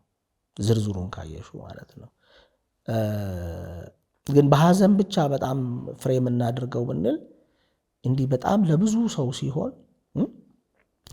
ሲሆን ማህበረሰብ እውቅና ሰጥቶ ድጋፍ ማድረግ፣ የኔ የሚለው ማህበረሰብ እውቅና ሰጥቶ ድጋፍ ማድረግ ያንን ማህበረሰብ ቶሎ እንዲድን ያደርገዋል ብዬ አስባለሁ። ምን ጥያቄ የምትወልኝ ነው? መጀመሪያ ላይ በግለሰብ ደረጃ ነው ብዙ ጥያቄዎችና መልሶችን ስናነግ የነበረው። መጨረሻ ላይ ማህበረሰብ አደረግ ነው እና መሀል ላይ እየዘለል ነው ያለ መስሎ ተሰማኝ። ቤተሰብ፣ በአንድ ቤተሰብ ውስጥ ከባድ ሀዘን ወድቆ ከባድ ነገር መጥቶ የሆነ 2-3 ሰው የሆነ አካል ብቻ የሚሸከምበት አይነት ነገር ወይ ሁሉም በተወሳሰበ ሀዘን ውስጥ እንዳሉ ሆነው ግን የሆነ አካል ወይ ሁሉም ሊሆን ይችላል በየራሳቸው ይሄን አውጥቼ ብናገር እንዲናወራበት ብል እናልቅስ ብል እንዲሆነ ነገር ላርግ ብል ምናልባት ጎዳቸው ይሆን እያለ እንደገና አላሳስብም እያለ በሆነ እንደ አንድ ቤተሰብ እንደ አንድ ሰው ሆኖ የሚያልፋቸው ከባድ ጊዜያት ላይ ትንሽ እንድንል ስለፈለኩ ነው። ግለሰብና ማህበረሰብ ሲሆን ቤተሰብ የዘለል ነው የተዘለለው እንደውም ማህበረሰብ ራሱን የቻለ በጣም ሰፊ ርዕስ ነው። እውነቱን በጣም ሰፊ ርዕስ ነው ስልሽ ለብዙ ጊዜ ልናወራው የምንችለው ነገር ነው እና ለሰዎችም ሪሌት ለማድረግ ሊርቃቸው ይችላል እና ቤተሰብ ግን ብዙ አይርቅም። ስለዚህ ቤተሰብ ቅድም በትንሹ ጠቅሼልሽ ነበረ። የቤተሰብ አካል ሲሞት እንዳላቸው ትስስር መጠን የተለያየ የሀዘን መጠን ይኖራቸዋል። በአንድ ቤተሰብ ውስጥ የተለያየ ሀዘን መጠን ሊኖራቸው ይችላል። እንደውም ጭራሽ ማያዝንም እኮ ሊኖር ይችላል። ብዙ አይነት ሰው ስላለ፣ ብዙ አይነት ትስስር ስላለ። ግን ቤተሰብ ቅድም አታልቅሺ የሚሉ ሰዎች አሉ አይደለም? እነሱ አፈና ነው የሚያደርጉት አላልኩሽም? ቤተሰብ ደግሞ እርስ በእርሱ ነው የሚተፋፈነው።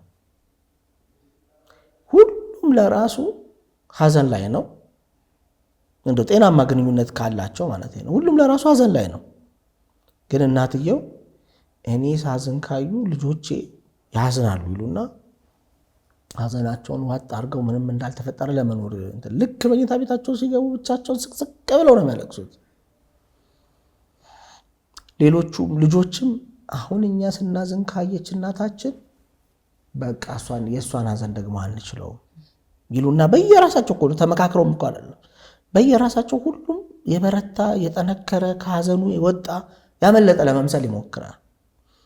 ከዛም በኋላ ምንድነው የሚሆነው መሰለሽ?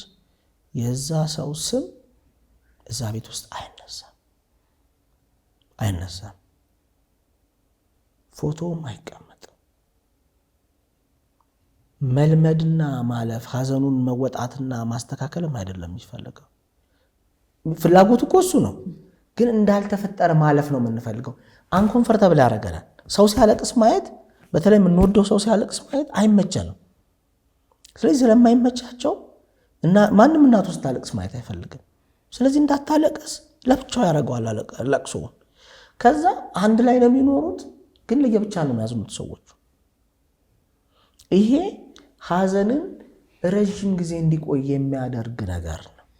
ስለዚህ ሰዎች ያጡትን ሰው ማንሳት፣ ያጡትን ሰው በጎውን ነገር፣ አንዳንድ አጋጣሚዎቹን፣ ተቀያይመው የሚያውቁባቸውን፣ አብረው ቢሆኑ ቢያደርጉ ደስ የሚላቸውን ሊያደርጉ አስበው የነበሩትን እያነሱ ከከፋቸው መከፋታቸው የጋራ አብረው ሲያዝኑት ሀዘን ይቀላል።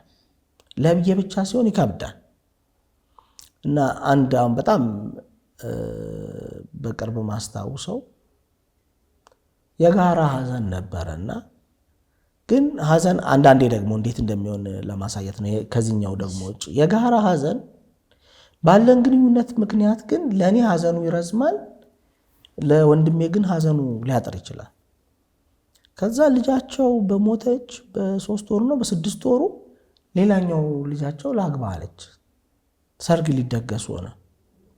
ከዛ ሴትዮዋ ምንም አላሉ። የልጃቸውን ፎቶ ወደ መኝታ ቤታቸው አስገቡ። የሟች ልጃቸውን ፎቶ አንስተው ወደ መኝታ ቤታቸው አስገቡ። ከዛ መኝታ ቤታቸው ሆነ። ከዛ ዲፕረስድ ሆኑ። ከፍተኛ የሆነ የድባቴ ህመም ገጠማቸው። ሀዘናቸውን የግላቸው አደረገ። ኦኬ በቃ ችግር የለውም እናንተ መቀጠል ትችላላችሁ፣ ሰርጋችሁንም መደገስ ትችላላችሁ፣ ኑሯችሁንም መኖር ትችላላችሁ፣ እኔ ግን ሀዘን ላይ ነኝ። ስለዚህ የጋራ ሀዘን መሆኑ አበቃ ማለት ነው።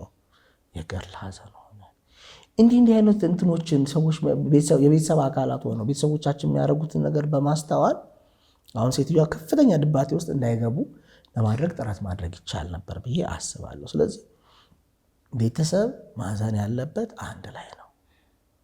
መጠኑ ይለያያል፣ ግን ያንንም መጠን የምናውቀው አንድ ላይ ስናዝን ነው።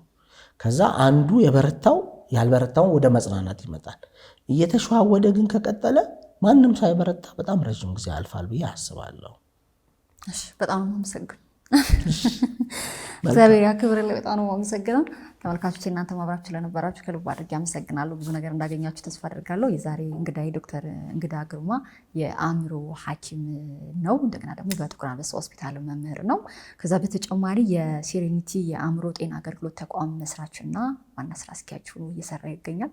ስልክ ማስቀመጥ እንችላለን የተቋሙ መብታችሁ። ስለዚህ ስልክ እዛው እናስቀምጣለን። አብራችሁን ስለነበራችሁ ከልብ አድርጌ አመሰግናለሁ። መልካም ጊዜ። መስከረም ሚዲያ የዘመን ድልድይ ሰብስክራይብ ያድርጉ፣ ለሌሎችም ያጋሩ።